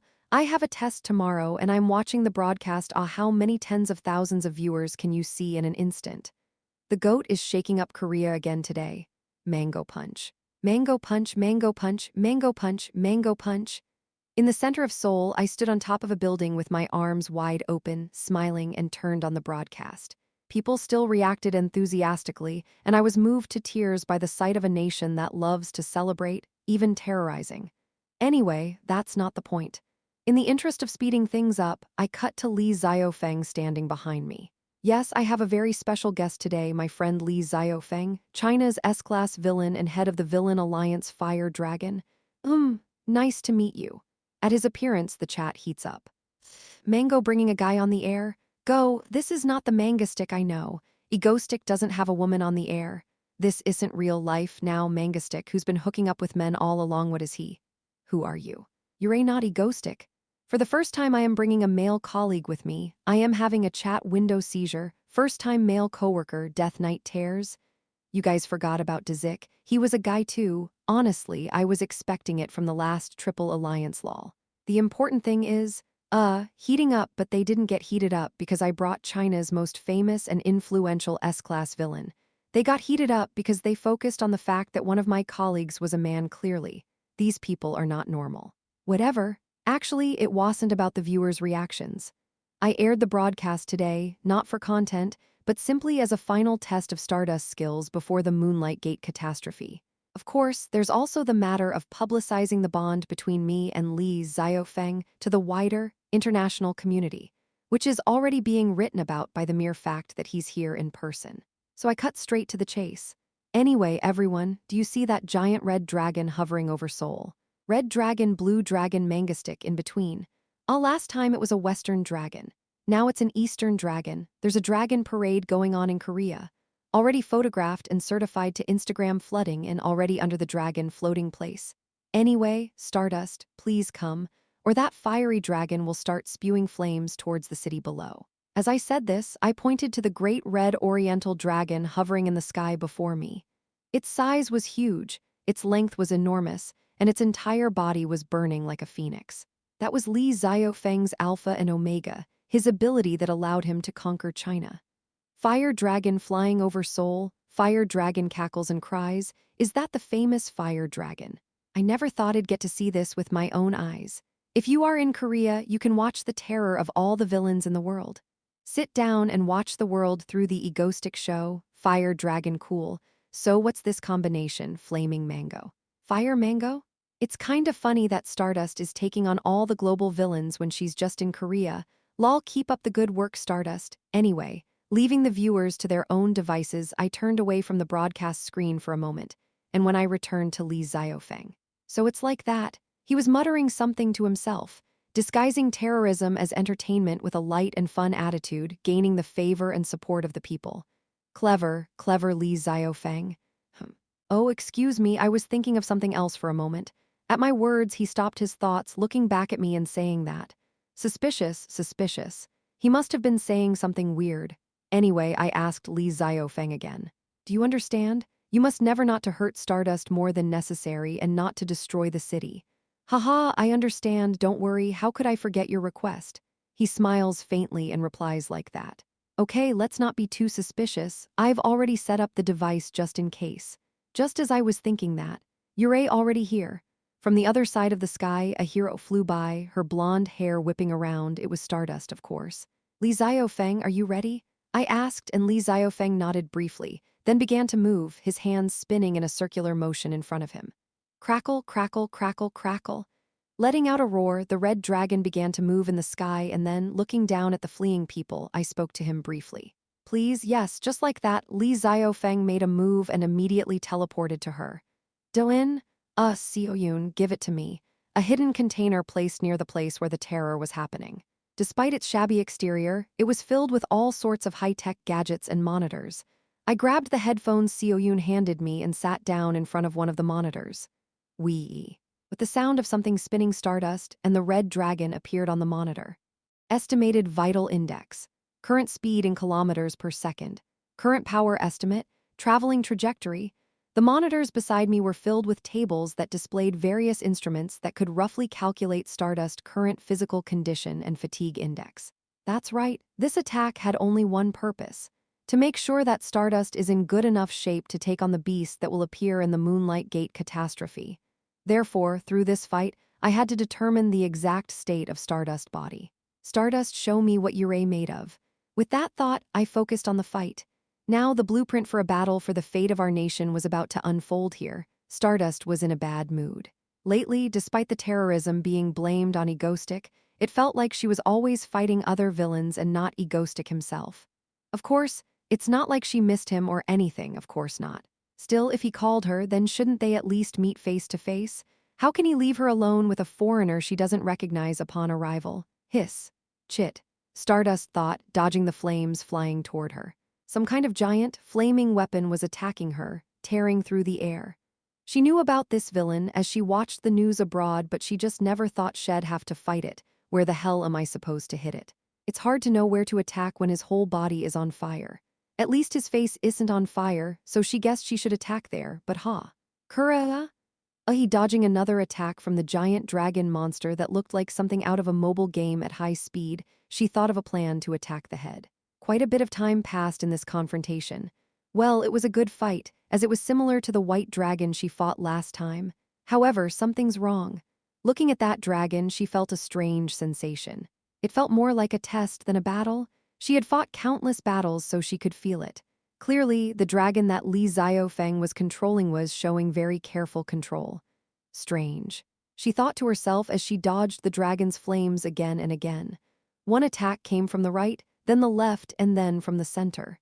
She wondered if she was in for a surprise, but after checking her reaction, the dragon stopped attacking. Something was definitely wrong. What the hell? She asked herself as she was reading everything intuitively without realizing it. Chapter 263, Last Beliefs. Last Beliefs, whom a giant dragon, engulfed in scorching fire, roared through the air over South Korea, while above him, Stardust gracefully dodged its flames and continued her offensive. The people watching in real time were understandably excited to see their hero in action. Stardust is so cool. Stardust punch, Stardust punch, Stardust punch. Stardust punch, Stardust form is crazy. Korea's other goat. Wow, did she just dodge by diving down from the top of the flames? Korea's Alpha is Egostic and Omega is Stardust. A national treasure couple, broadcasting talent Stardust, who saves even her male colleagues. She's a morality book, but Stardust. What is she thinking while fighting? She's probably fighting with such intense focus that she's not thinking about anything but how to deal with the enemy, Stardust, who was fighting the enemy with such a fiery gaze. HMPH. What in the world is he thinking? She was thinking about something that didn't seem to have much to do with the battle against the red dragons summoned by that Chinese villain Li Xiaofeng. She had heard of Li Xiaofeng. Roughly speaking, he was a Chinese egostic. And when he vanished in a burst of flames, that giant flaming weapon began to move. That dragon, she was told, is the product of a great power that has allowed him to rise to such prominence in China. I get the feeling he's being a bit lenient. Yes, she kept getting that feeling. No, she didn't know what to call it. It's like he's purposely making his attacks very regular, like he's testing something out. And if what she was feeling was true, maybe that means Egostic made him do it. Yeah, she was forced to make that judgment. And then there was that gaze from earlier who, watching. With that thought, she dodged another flame. She didn't know what the hell he was thinking, but she was certain that he was watching her. There was even a vague notion that perhaps facing that villainous dragon would mean a great deal to him and to her. Some kind of test. And as she continued to think about it, she ducked as another blast of flame from the red dragon flew in front of her. Okay. First of all, she didn't know what it is, but if she catches that dragon, what will be Egostic reaction? That's what she decided. One corner of her mouth lifted and she clenched her fist. Okay, I don't know what you're thinking, but I'll play along. With that, she took a deep breath. Stardust, you need to dodge to the right here. Somehow, she thought she could hear the echo of Egostic in her ear. She flung herself to the right, dodging another blast of flame. And just when she thought she had it figured out, she had a bit of trouble with that dragon, which had somehow gotten stronger. While a red dragon is rampaging and terrorizing, inside one of the containers around the area that despite its ramshackle appearance, it was covered with various high-tech devices and monitors, I set my headphones down with a satisfied smile. That's it, Doin, are you done? I think I've got all the data-worthy stuff now. At the same time as I said that, the printer next to me was working on an impromptu basis. I took a drink of water and flipped through the paper that came out of it. I flipped through the paper, sipping my water, and saw the results, which ranged from Stardust current heart rate, fatigue, and other health-related predictors, to a score for her combat and evasion abilities. The calculated results were slowly falling into my hands, and when I saw it, I smiled with satisfaction. That's it. This is it, Stardust. You've gotten stronger. I looked at Stardust as she stomped on the Chinese dragon, and I felt such fondness for her. Is this the same Stardust that could barely stop a train in the beginning? I am so excited, cry. I didn't even need to look at the numbers. I was already impressed by the screen. Against the backdrop of a blue sky, a red dragon was setting the entire expanse ablaze, while a yellow glowing Stardust was battling a being that looked like it was hundreds of times her size. Of course, that was just a dragon Li Xiaofeng had created for testing, using only 60% of his power, but it was still impressive enough. After all, the government's official method of dealing with the dragon was to take it down by force of numbers, not one-on-one, so kudos to Stardust for standing up to it alone. Anyway, there you have it. Stardust power is more than enough for the Moonlight battle. After all, Stardust's special power is the key. In other words, Stardust body is already ready for the disaster. Therefore, I asked Li Xiaofeng to fight more fiercely as if it was no longer a test, in order to keep Stardust's sense of realism. The result: a burning sky and bombs exploding everywhere like a kaiju movie. Pow, pow, pow. Oh, the building melted. I'm supposed to pay for that. Oh well. I'm going to spend some money again today. Terrorism is all about money. Anyway, I watched the video of Stardust fight with a satisfied smile on my face. The viewers are responding well. Good. When I was nodding my head like that. Wow, there it is again. Dane's puzzled expression. I couldn't help but cough in disbelief as Seo-yoon looked at me with wide eyes. A prankster Seo-yoon wasn't like this. She's grown up and she's become crooked. As I was crying and playing with Seo-yoon, the terror was finally over. Well, normally, I would've ended it like this and gone home to clean up the mess. Still, if I don't see Stardust today, I won't see her again until Catastrophe Day. Yeah, maybe I should go ahead and give her a final pep talk.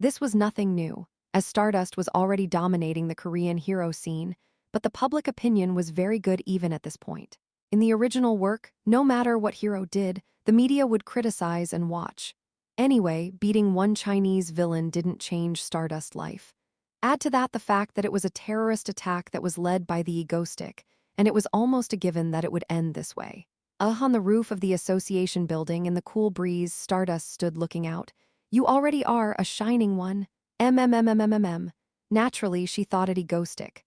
Honestly, she's heard this kind of thing before. She's already gotten a lot of favorable press since the day she caught the plane. And she has a Stardust fan cafe in the first place, but she doesn't actually go to that one. Instead, she's more likely to go to Egoistic Fan Cafe anyway. She's heard quite a few things already. From being the hope of Korea to being said to have already surpassed S-class heroes, and even when she heard them, she wasn't impressed. Maybe it was because she had bad memories of the media criticizing her in the past, or maybe it was because all the praise was just meaningless talk that would turn into a mistake. She thought she didn't think anything of the public praise, but then you are already a shining person. She wondered why egoistic words hadn't left her head yet. Was it because he said it with such sincerity, with such conviction in his eyes? What's shining shooting stars? Even as she muttered that, her eyes set against the sky and she couldn't help but smile warmly at the thought of it. I guess it's just because it's funny. Yeah. Who says shining person like that, right in front of people without blinking an eye and really means it? It's not like he's writing a poem, that's why she laughed. She was alone with her thoughts, thinking that it would be good. After a while, her thoughts naturally led to what Egoistic had said before, and she was stuck. Stardust, you can do it. No matter what catastrophe befalls you, Stardust, my arch-enemy, the one I trust, you will overcome whatever comes your way. No, something's happening, something she was not supposed to know, but Egoistic was long gone. In the end, she was left to her own thoughts. Probably some kind of large-scale terrorist attack. It must be something serious for Egoistic, who'd never given her such a warning before, to say so. My best guess is I have no idea. In fact, there are so many different kinds of things she's dealt with in her life that could be called catastrophes of epic proportions. Giant corporate robots, cults, some sort of demonized land erosion. I can't imagine what's going to happen this time, but I wasn't worried. When the moment came, I'd be there to help. Egoistic surely would be there. Ha ha. I shouldn't be relying on a villain, she mumbles something meaningless. Again, Stardust was thinking of Egoistic. No, honestly, let's look at what he's done so far. Helping her while she was struggling with the madness of the Han Yun Group's megaweapon. Stopping the Moonlight Witch from going on a rampage and nullifying her powers, then kidnapping her. Showing up and saving her before a self-proclaimed demon king, who looks like he's way beyond S-class, kills her. Finding out the location of the killer weapon lying dormant in the bizarre ruins beneath Korea, and working with her to defeat it. Honestly, it's no wonder she cares about him. The problem is he's a villain, and he's a villain with an alliance of villains and a penchant for terrorism. Haha! Stardust realized that she was having problem with thinking about Egoistic. I believe in you, you're my hero. What if he hadn't been a villain? What if he was? H-walk. What if he wasn't? Stardust, who had been thinking to herself, shook her head with slightly reddened cheeks, angry at herself for suddenly thinking such things in her delusions. Stardust, where are you now? She got a call from an association employee. I am here on the roof of the association building. Oh, I see, that's good. There's a presumed Class A villain in Seongbuk-gu right now. I'll send you the location. Please respond immediately. Yes, understood. Ha! Stardust disconnected with a sigh, then stretched and flew through the air, her blonde hair whipping around her. It's time to get back to work, she thought to herself. At the end of the year, something's going to happen, so she's going to take care of herself until then. With that thought, she went to the place where the villain had appeared. It was about a month or two before the Moonlight Gate disaster day. A little over a month before the Moonlight Gate disaster. The Hero Association is suddenly building more underground bunkers. The association says it's for the safety of citizens. Critics in political circles call it a waste of tax dollars. Mr. President, are you doing a better job than I thought? I muttered to myself as I listened to the news on the radio. But who was the one who pointed out that it was a waste of tax money? I think Lee Seola will flip out when she hears it. As I thought this, I was preparing for the disaster that was slowly approaching. Of course, Yoonwol was there. Yoonwol, are you ready? Yes, still in. I stood in the front yard of our mansion, watching as Yunwoo drew a giant magic circle and did something. What she's doing now is connecting to the magic circles we've already traveled across the country to lay down. After all, she's the only one who can stop this disaster. And as a bonus, we're going to install a defense spell to protect our mansion from the monsters. Dylan, it's done. Really? Good job. With that, Yunwoo's magic circle was set up, and soon, I, who had been squatting beside her, stood up with her. It's starting to feel real that the day of the catastrophe is really coming. Just as I was thinking that, Yunwoo, who had her head down for a moment, suddenly grabbed my arm and opened her mouth. Dylan, why? Do you think we can do it, Her words came out of nowhere, without context, so I turned my head to look at Yunwoo, and suddenly, I could see a slightly pale face, trembling with anxiety. And then I realized. If you think about it, Yunwoo should be the most anxious. The person she was actually fighting now, the Moonlight Church Lord who controlled her life. She must be nervous, trying to fight against someone who has tormented her all her life, and what if she fails? I set up the last magic circle, and when I finally saw Yunwoo trembling, unable to hide her anxiety, I grabbed her hand. Yunwoo. Yes. She was surprised when I suddenly grabbed her hand. Maybe that's why her hand, which was slightly trembling when I first held it, calmed down. While holding her hand like that, I opened my mouth to reassure her. Don't worry, everything will be fine. But she mumbled while looking at the floor, avoiding my eyes, so I squeezed her hand again and spoke reassuringly. We've been working so hard to prepare. We've made plans. We've been working with people, and most importantly, we thought about how to stop it. Yes. After much deliberation, we came up with an idea to prevent the creation of the Moonlight Gate from destroying Earth. The dimensional barrier between this world and the other world is so weak that it's a certainty that a gate will eventually be created. The Moonlight Church merely devised a plan to hasten the process, intentionally making the gates open in crowded places, killing everyone. So how do we turn that on its head? We started with that judgment and soon found a solution. It's all about getting through the beginning. It's going to be okay? I kept saying that in front of her, encouraging her. Y'all be careful too, Dylan, won't you? Of course. That's a promise. I only need to make sure you're safe finally. I could see that Yunwoo was able to shake off some of her anxiety. She even put her little hand on the line to make a promise, and with that we headed back to the mansion. Just like that, time passed, and the weather was getting colder and colder. Finally, it's the last month of the year, the Day of Reckoning. Chapter 265. Last Dance. Last Dance Moonlight Gate is the greatest and most devastating catastrophe of the mid to late period of the original story, an event that brought the world to the brink of destruction. The Moonlight Church, which believes in the moon god, and its leader, Moonlight Lord, breached a portal between the otherworld and our galaxy, bringing in monsters and causing the world to collapse. I have been on guard ever since the moment I fell into this world. And now, finally, it's upon us. The winter of December. Now all the preparations I had made throughout my time in this world were coming together. With time running out, I walked around and checked them one last time. Dylan, we're all set. I've got the politicians ready to declare martial law as soon as something happens, and I've got a good stockpile of relief supplies. Really? That's great. I don't know what I would have done without you. If you know, please be nice to me when you're done. I wouldn't want my country to be ruined, so it's the least I can do. Lee Seola, chairwoman of the Useong Group and the de facto ruler of Korea. I've been in contact and allied with her since the beginning, before she took over the country, and I gained her trust by passing on information that would allow her to quickly gain power, and I soon succeeded in becoming a trusted friend. She listened to me and prepared the entire South Korean administrative system for a catastrophe, and I couldn't have done it without her even if I could have created my own private group of talented people. Master Dylan, we're all ready to go. Really? Yes. The 4 of us and the second-term juniors are ready to go at any time. That's right, Mr. Dylan. We've been training so hard. We'll show you what we're made of when the time comes. That's PMC, Aka Ego Squad. A group of people with the power of B-grade heroes, and below that I had created for the Moonlighting Gate disaster from the beginning. Unlike in the original story, they were privately funded and hired in advance to prevent them from turning into villains in the anarchic chaos that followed. In particular, they were trained as an anti-beasts force to deal with the monsters after the catastrophe. And finally, their time had come. I thought as I looked back at number 1, 2, 3, and 4. Lee Segum, the main attacker, specialized in swordsmanship.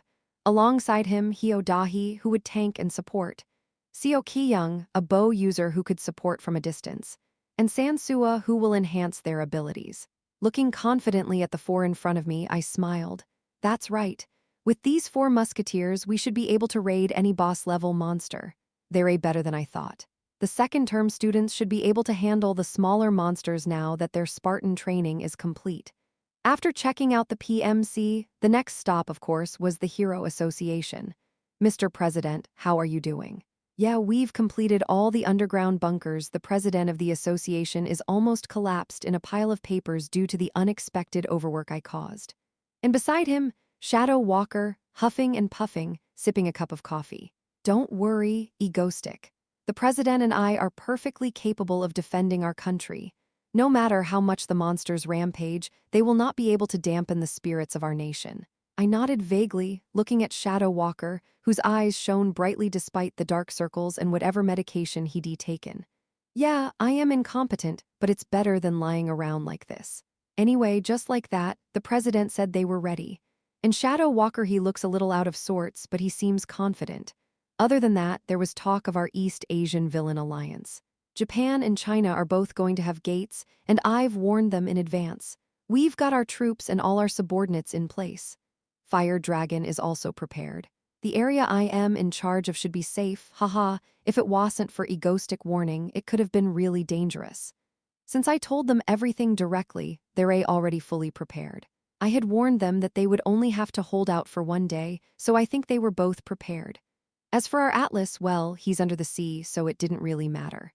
Of course, a few words were exchanged with him, and with his gracious permission, the preparations were completed. And the International League of Villains, Cathedral. I warned them that there would be a worldwide attack of monsters at the end of the year, but honestly, I wasn't sure if they would listen or not. There's been a lot of buzz lately about the recent drop in attacks by high-profile villains in major countries around the world. According to the International Association of Heroes Statistical Office, villainous associations in the top 10 countries have seen their activity drop to less than half their numbers. If I look at what's in the news, well, everyone seemed to be somewhat prepared. Yeah, so everyone in the world in their own place, in their own way, is preparing for the catastrophe that was about to happen. Unlike in the original, where it came out of nowhere, when no one was expecting it, and they had no time to prepare. Yes, I had prepared as best I could with my own body for the day of the Moonlight Gate disaster. I collaborated with a giant corporation that would become the Black Hand of Korea to create PMC to block the actions of B-grade and below. I convinced the president of the association to prepare for this disaster in advance, and I also grew our protagonist, Stardust, to be strong enough to take down the upcoming boss-level monsters. Formed a coalition of East Asian villains to make the three countries as safe as possible, minimizing the impact on South Korea. Entering Cathedral, I warned all the leaders of the villain alliance of major nations so that they could prepare for this catastrophe in advance. Our own ego stream, composed of A-list and above villains, has also been thoroughly trained and prepared. I've done everything to get through this doomsday scenario safely, and now that all the preparations are done, I waited for the day when things would begin. The end of the year. Somehow, in the bustle of the society, Stardust was alone and silent. Is it time for something to come, something that Egostick spoke of? The thing he said would be a disaster. It's snowing. As Stardust stared out the window at the sky, she suddenly muttered. A hunch. Somehow, she had a feeling that this was going to change everything. She didn't know what it was, but after this year she had a feeling that quite a few things were going to change. Still, you said you'd be there for me. Surely, I'll get through this. With that promise, Stardust, too, waited with a steady heart for what would come at the end of the year with the determination to get through it all. Time passed as the year drew to a close. On a foggy cliff in the middle of nowhere, an old man stood there, silently carrying a pack, and a man approached him. My lord, everything is ready. The man bowed his head, waiting for the old man to speak. The Moonlight Lord, who was quietly looking down at the waving sea, soon muttered in a cracked voice. Finally, this moment has come. The time for our God to descend and cleanse this rotten world. With that, the old man turned and walked away, with a cane in hand, to see the multitude of worshippers kneeling behind the cliff, facing him, and with a crooked smile, he opened his mouth. Now, fools, fall in fear. The hour of judgment has come. And with that, the great magic circle beneath them glowed purple, and soon there was no one left on the cliffs. December 30th. The sun, floating in broad daylight, suddenly disappeared and a giant moon rose alone in the darkened sky. Breaking, sudden sunset anomaly. It had been a long time coming and people were panicking at the sudden anomaly, but we stood calmly in front of the mansion.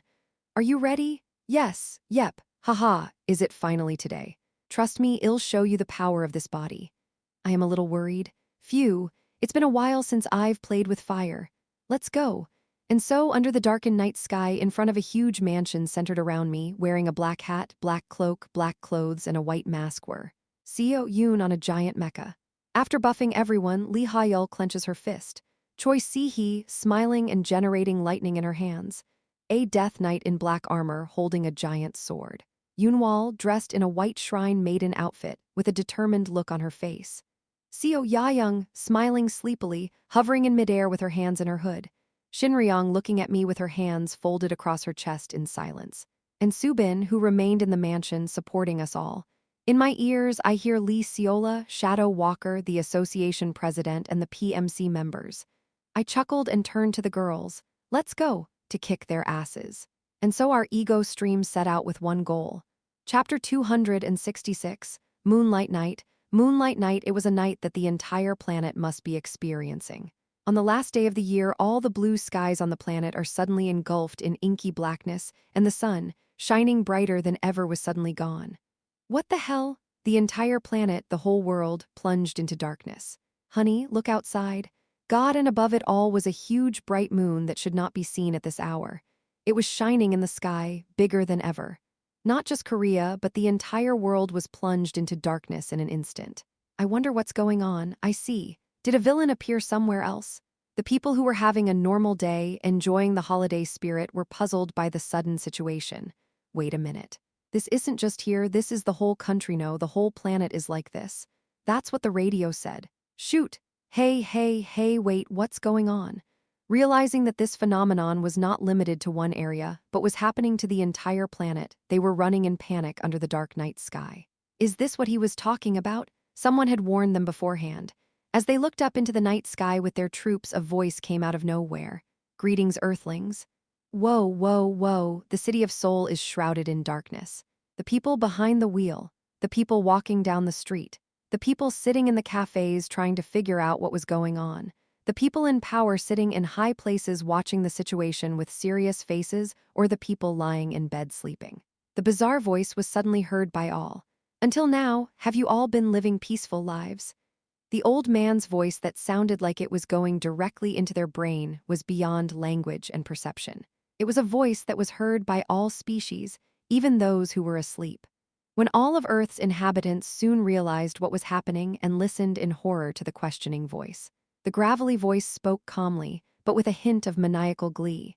And then it said, yes, you've been so carefree all this time, you rotten bastards polluting this world with your disgusting breath.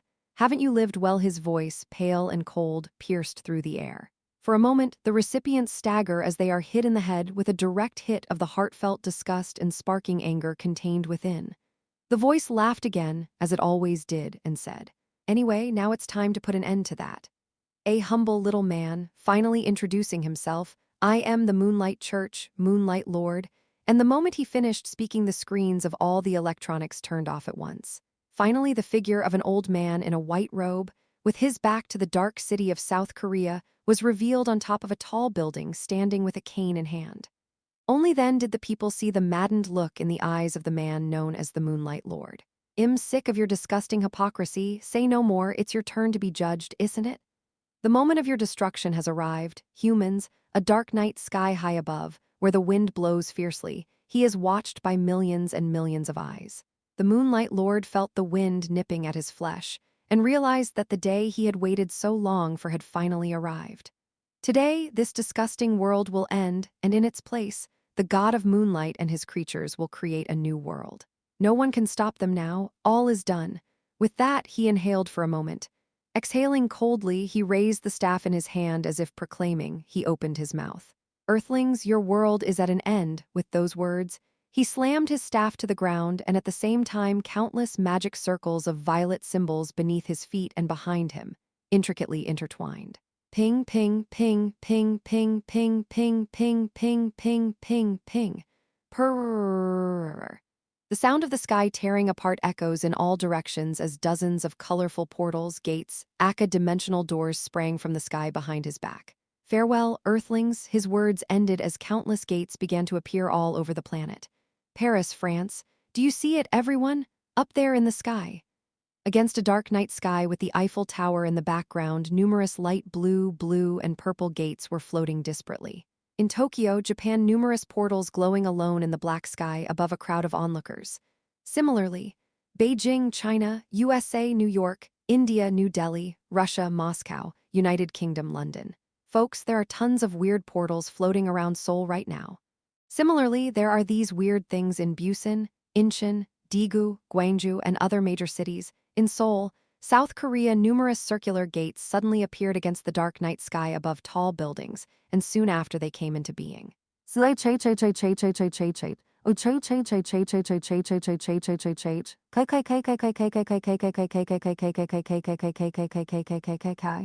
Monsters. Monsters whose bodies were made of black and purple tentacles, monsters not of this world. From beyond the gate, 1, 2, dozens, hundreds, thousands were dropping to the ground and rushing toward the city and the people. And with that, the overwhelming force of the beasts engulfed the city. The world had ended.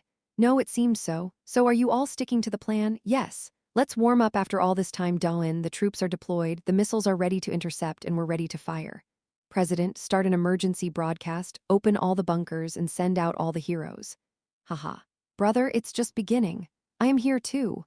I'll take care of what's in this area first. Master Doin, I am going into battle now. I'll be in touch later. Egostic. This is Katana. Our Japanese region is ready for the first battle. Are you okay? The world has ended? No way. The country I've been protecting won't fall so easily. I'll show you that perfect preparation can prevent disaster. I chuckled, and then Yunwal and I sprang into action while the rest of the Ego Stream members went out. In the heart of Seoul's city center, with countless monsters rampaging and creating havoc, a boy hid behind a collapsed building and held his breath. Reminder: all citizens are advised to evacuate to underground bunkers immediately. The location is... The mechanical sound of the association's announcement continues to echo through the city center. The announcement was made as soon as the crisis broke out. Guided by the association's agents, though most people had already been evacuated to the underground bunkers. The boy hadn't managed to escape and was hiding alone in the darkened city center, shivering. Please don't let them find me, please don't let them find me, please don't let them find me, and so he prayed, clamping his hands over his mouth and trembling. Alas, his prayers were not heard. Kai! Sensing something, a quadrupedal, purple-tentacled, fox-like creature appeared. It growled and began to lunge towards him. HMPH, HMPH. The boy screamed, realizing his fate as he saw the creature leaping toward him, right before his eyes. Quaggagagagagang, kee. A huge bolt of lightning struck where the beast had been, and as the smoke clears, the beast is reduced to dust, along with its tentacles. An orange-haired woman clenched her fist to the ground where the lightning had struck. Touching her own hand, she rose to her feet. So this is how it's done? Okay, I got one, she says as she casually swings her arms and gets up. The boy, suddenly revived, rolls over onto his stomach and looks up at her, eyes wide. His eyes locked with the woman's, and he quickly regained his composure. Go, thank you. It's no big deal, no need to thank me. Yeah, that's because I am a villain. What? Well then, bye. And with that, she left the dazed boy behind. The woman, Electra, giggled and then flew off at lightning speed towards the other monsters. Now how does the Starbreaker taste? Chirp, Han Seo-yoon. HMPH, I guess we can burn them all, right? Ahaha. Ga, missed, Seo-yi-young. HMPH, HMPH, HMPH, HMPH, HMPH, HMPH. Phew, yeah, this is it. 15, 16, hey, choi si-hee, cover me. Hi-ul buff her, nay kaya. The PMC members are struggling against several strong monsters, while the citizens who quickly fled to safety following the broadcast of the association. Amongst the almost empty major cities of the country filled with monsters, they are holding their ground and stopping the waves of monsters. They've been prepared by Egostic. And wait, Calypso, what are you doing here? I am here to help you this time, so shut up and take cover. If you don't want to get yourself killed. All over the world, villains from the many villain organizations of Cathedral cooperated with heroes to the best of their abilities and began to stop the hordes of monsters falling from the night sky. Just like that, contrary to what the Moonlight Lord thought, everyone was prepared and not helpless. To everyone's surprise, they held on. Something is wrong. Are you ready yet? Yes. Gates over a certain size need to be prepared in advance, so we're turning them into summoning stations. Master, please be patient. Something strange. The Moonlight Priests are feeling a strange sensation. In the heart of Seoul, the city center occupied by Moonlight Church, a woman in a hero suit of red and blue, with a star-shaped mark in the center, flew through the air, her blonde hair whipping around her. Her name was Stardust, and she was South Korea's A-list hero. Chapter 267, Moonlight Festival. Moonlight Festival, a city in South Korea under a dark sky, looked like the shape of some kind of inferno. Numerous gates dotted the black skies, glowing with a bizarre light, and hundreds of monsters were pouring out of them, some resembling wild beasts while others were flying through the air like birds. Hundreds of them were rampaging through the city, tearing down buildings and setting the sky on fire. It was a sight to behold, a sight of true destruction. Yes, that's what it looked like on the surface, until you look closer. Laugh if you realize you're being ducked in real time. No, it's not just my country, it's everywhere else. Comment, laugh with tears in his eyes. Laugh if you're huddled with your family in the underground bunker. The sound from above is so ducking scary. No, it's not like it's some ducking fantasy movie and monsters are raining down from the sky. Hey, but I'm watching the news broadcast and there's hardly any people out there. What's going on? Didn't they all just get eaten and die? No, it was too empty for that. Yeah. So there were fewer people than they thought. Despite the sudden catastrophe, there were no people on top of the city. Are these all the association's underground bunkers? Yeah. As soon as that gate was opened, the association broadcast came and everyone ran away. That's why there are so many people here.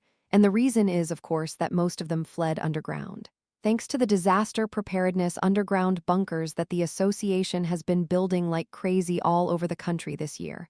But even so, it was far from reassuring. Because this was the real beginning. It's a mess, it's a mess. The rooftops of tall buildings under a sky as black as coal, as if to suggest the end of the world. I sighed as I watched the contrasting pink and purple floating gates spewing out monsters. Again, it was a bizarre sight that gave me goosebumps, even though I'd only seen it once in a manga. What's all the fuss about? I said and flicked the bomb down the building. Poof, poof. Crackle, the monsters collapsed after being hit by the bomb with telekinetic precision. It's still early in the wave, but the guns and chemicals seem to be taking care of business. So far, the beasts were all pretty weak and just their quantity was high. I can see it in the video through my mask. Eek, die, die, die, kehahaha, now is the time for death, ogre. Line up, shoot. Floating in front of my eyes, I see the members of Ego Stream and the news. While they were maneuvering those beast waves, I was here, acting as a field control center, giving orders and protecting Yunwoo behind me. Thanks to the many drones in the sky, I have a bird's eye view of what's going on in Korea right now. So far, we are holding up pretty well, probably because the monsters are a bit on the weak side. However, the problem would be the next one. Soon, the second wave will begin. I muttered to myself. This is not the end, and soon, the second wave would come. In most areas, especially in Seoul, more boss-level beasts will begin to appear. They're bigger than the others, much stronger and more powerful, and unlike the others, they spawn from a large black gate. Yeah, like that black gate over there, wait. I muttered and hurriedly threw the bombs down. As I said that, I called out to Yunwoo, who was doing something with her eyes closed behind me, surrounded by all sorts of magical circles. Yunwoo, are you still here? Yes, okay. It doesn't happen right away, I thought so and stood up. My cloak fluttered in the cold wind, and as I did so, I checked my plan once more. The Moonlight Lord opened the gate, unleashing the monsters, and the main problem with this is that gates are proportional to the number of people. There are a lot of them in big cities, but very few by the sea. The problem is that even if the Moonlight Lord dies, these gates will exist for 1,000 years. They'll still be there, spewing out monsters. So, at first glance, what I am doing may seem like a futile endeavor. I've already evacuated the people to an underground bunker, but it's not stocked with food, and they're going to have to go outside at some point. But the world it's going to be infested with monsters. Even with the best of intentions, heroes can't fight 24/7. Eventually, the number of monsters will outstrip the hero's ability to eliminate them. Eventually, there will be carnage on Earth. So, I thought that if we can't stop the gate in the first place, those beasts are destined to keep crossing over.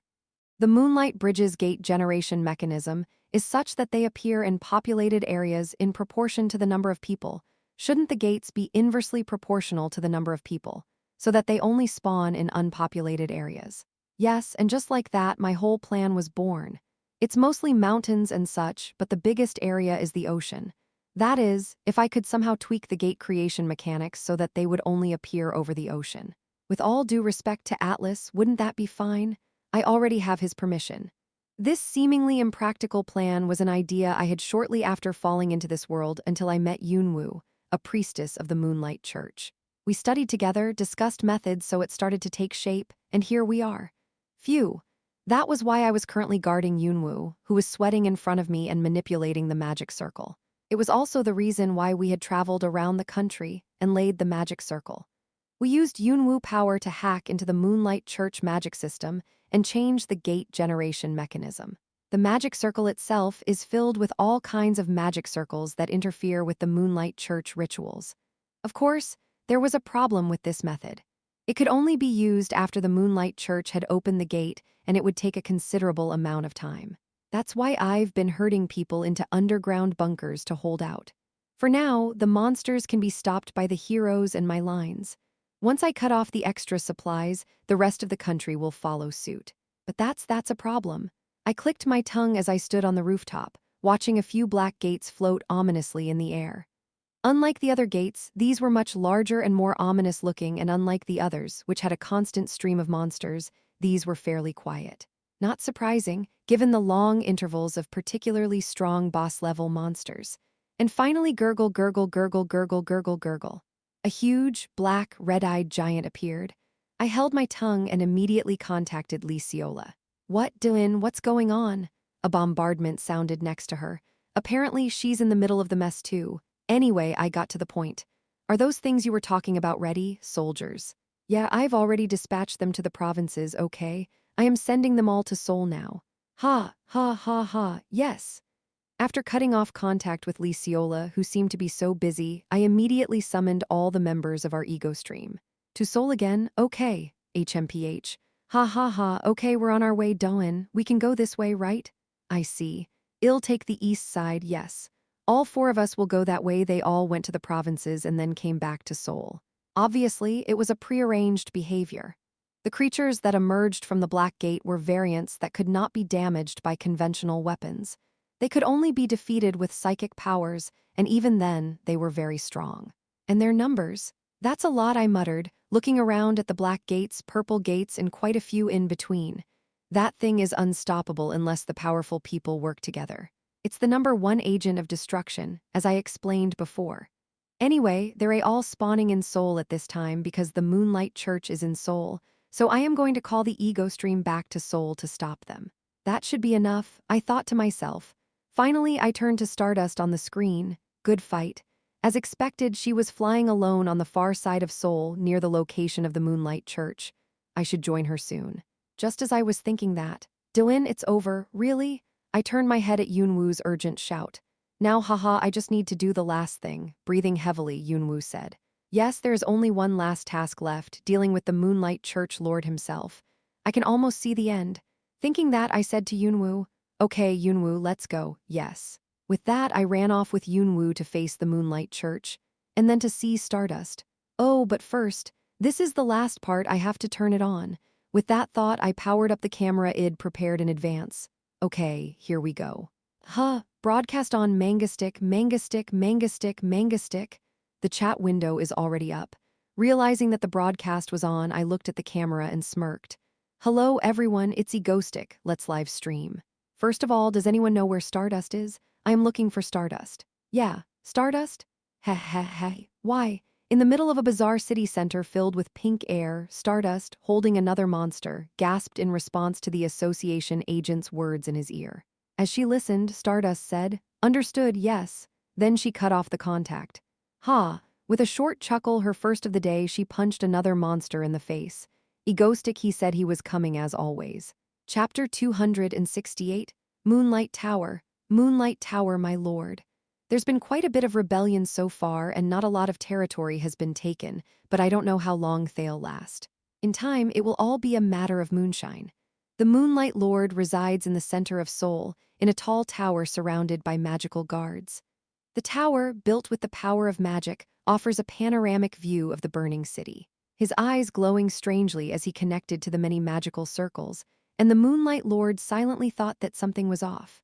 Strange, according to the plan by now, Seoul should have collapsed after the all-out assault through the gates, and the less prepared provinces should have already been wiped out. Assuming they hadn't already used the rest of the peninsula as a base, why is the number of souls not enough? In that state, his white hair slightly floated by the violet smoke connected to it. The Moonlight Church Lord was muttering to himself that the currently observed number of deceased and wandering souls was far too low. For a man who thought he would have easily passed the millions mark by now, this was an incomprehensible figure. Something was wrong. The lowly worms still clinging to life should have died long ago. It was a surprise attack, and they couldn't have been prepared for it, even if they had tried. As he pondered this, the Moonlight Lord stood in the wind, his mind racing. From behind him, amongst the chanting of his followers, a man hurriedly rushed up to him and told him the news. Lord, the Seoul area has completed the opening of the third phase of the Moonlight Gate, and the second phase of the Moonlight Gate is about to be opened to the rest of the country. The devotee reports that the catastrophe is progressing slowly and orderly. They won't be able to hold out anyway. Lunar creatures will keep coming through the gates to the new world endlessly, like an immortal army that never tires. 1 year, 10 years, 100 years, and eventually, they and this hateful planet will be destroyed. With that thought, the Moonlight Lord turned his attention back to manipulating his energy. The acolyte who hadn't left yet spoke up hesitantly. "Oh, and my lord, I have something else to tell you. What is it?" "It is this." And with that, the devotee pulled out something. A man in a black hat and a white mask and Yunwoo, a shrine maiden of the Moonlight Church, was flying in the sky with him. "This egoistic and that traitor are coming here, what should we do?" You at the sight of the abominable laughter of the man who had kidnapped Yunwoo, a useful tool, the anger buried deep in his heart surged. Right, that's not bad, I rather like it. They are coming here, yes. They're heavily armed, though they won't be able to break through easily. The Lord smiled coldly as he listened to the acolyte words. He then waved his hand and spoke. "There is nothing more to see. Summon the soul devourers. Them, yes, I see." After a moment of questioning his master's words, he quickly bowed and left. Soon, the Moonlight Lord turned his head back to the darkened sky and focused on controlling the Moonlight Gates again. Egoistic. What can he do?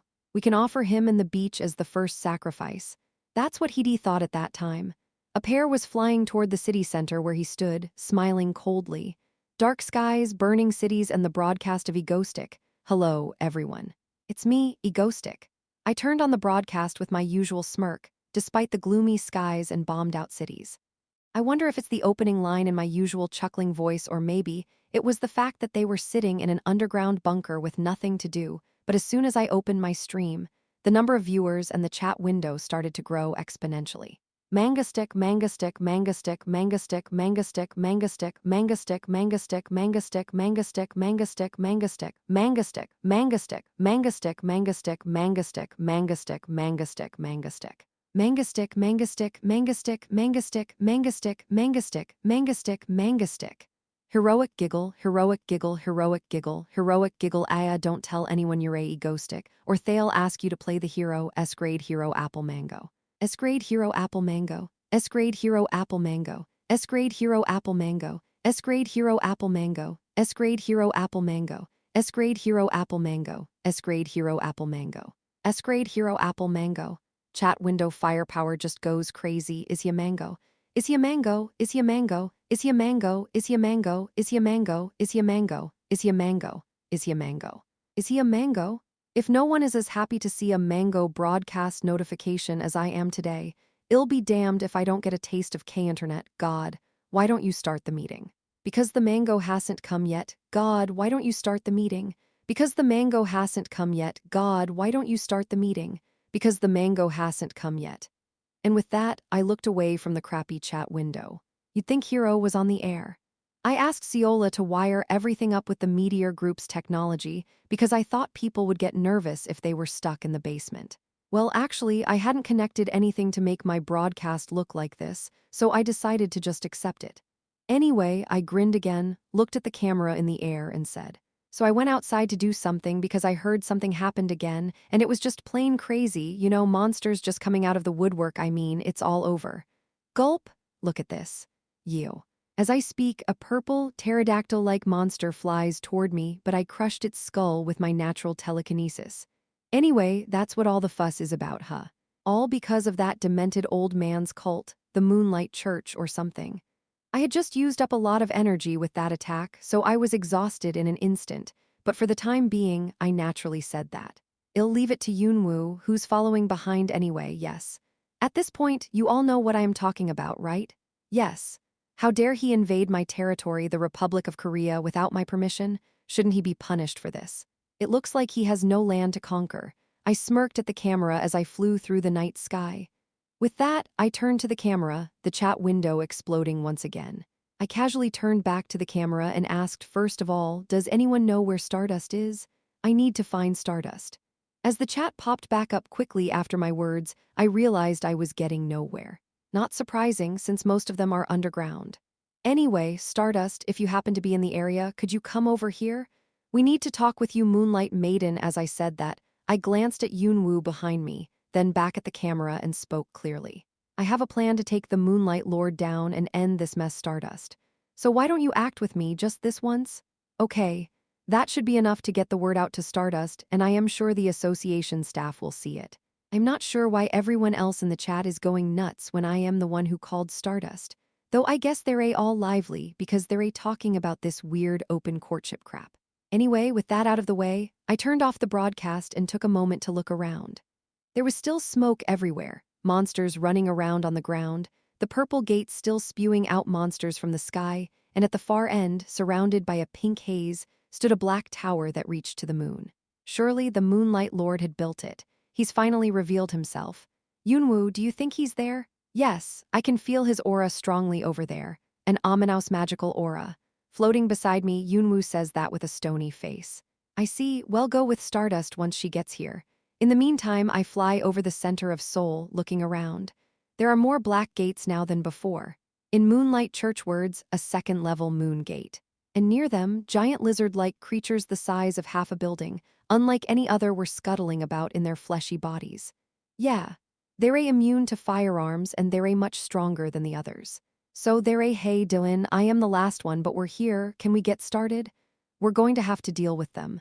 Just as I was thinking that, Choi Si-hee's report came in my ear. Ka.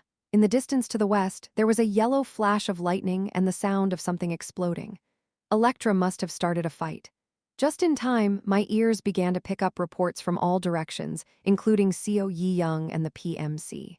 Soon, a dragon so large that it could be seen with the naked eye in a city fairly close by, probably Miss Shinryong, was seen firing her brass. Great, we've conquered Seoul. Wow. Thanks for watching this far. That can't be right. I smirked and, satisfied that my plan was working, grabbed Yunwoo again and took to the skies, toward the tower where the Moonlight Lord would be. Egoistic. From the other side, a voice so familiar and welcoming called out to me. Welcome. Stardust, ha, and there she was with her blonde hair whipping around, Stardust, our hero, flying in while breathing heavily. Ha, just a second, okay. Breathe. It was a dramatic reunion of heroes and villains, reunited in the midst of all this chaos. She had been fighting, as her clothes were slightly torn, and she was sweating with an unrecognizable face. It was a little heartbreaking to see her, but still. There were more pressing matters at hand. I had to end this so she could rest. And with that, I soothed Stardust, who was breathing heavily in the sky, then looked at her, adjusted my hat, and began to explain. Stardust, we're short on time, so I'll just get to the point. I have a plan to stop this catastrophe. Ha, are you sure? I said, and she asked. Then she glanced to the side, a little anxious, apparently worried about whether she could fix this mess. Yes, I really do. I didn't have time to go into details, and it would be too long to explain how. We'd better get going now to save time before a bigger gate appears. Of course, there was a good chance she wouldn't be convinced right away, but I said it anyway. If she asks, I'll explain. Anyway, that's how she responded to my rambling. Okay, thanks, I'll trust you. Stardust gasped and smiled slightly, meeting my eyes and responding in kind. Her eyes were full of faith in me without a hint of doubt. And with that look, I paused for a moment. Okay, I see. I quickly regained my composure and replied. Okay, it's probably because she doesn't have a choice but to trust me when everything is going to hell. Is that the rocking horse effect or something? Yeah, this is not the time for sentimentality. I have to do what I have to do. I coughed, then quickly summarized the situation. Once we fly to the tower, I'll be able to stop the gates. My colleagues are taking care of any monsters that come out of the area, and I need you to come with us and take care of any monsters that come out of the black gate around the tower. Sure, good, then let's go right away, I said and immediately took to the skies. The target was the tower of the Moonlight Church. Behind me, Stardust was silently following, looking in my direction. Chapter 269. Running by the moonlight. Running by the moonlight, honestly, I was nervous.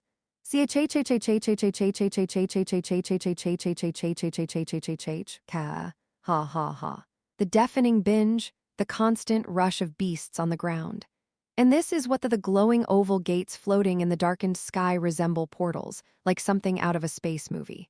Up in the sky, one by one, like stars shining sullenly in the moonlight. Gurgle, gurgle, gurgle in the air and on the ground, thud, thud, thud, thud, thud. Bizarre things the size of bears not of this world fell through the gates, one by one. As soon as they got up, they attacked anything and everything around them. There were so many of them, and they were relentless, even for the experienced Stardust.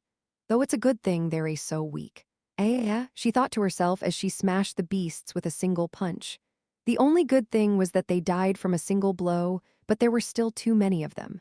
Ha, ha, ha, and the most terrifying thing was that she didn't know when this disaster was going to end.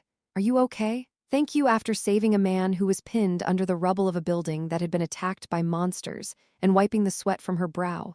She thought that the only good thing was that people had gotten away earlier. Partly because the association had reacted immediately and led them out the moment the gates appeared, and so far there don't seem to be many victims, but I wonder how much longer they can hold out. I wonder if all the monsters I've seen so far are less intelligent, roaming the ground and unable to climb buildings.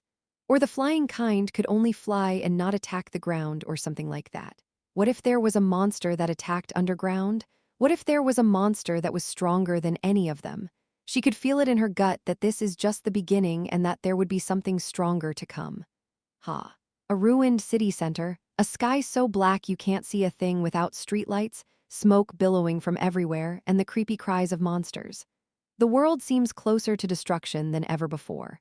Even as she calmly swept away the monsters around the giant tower that had so suddenly appeared in the sky deep in her heart, there was still a lingering sense of unease because the situation seemed to have no answers.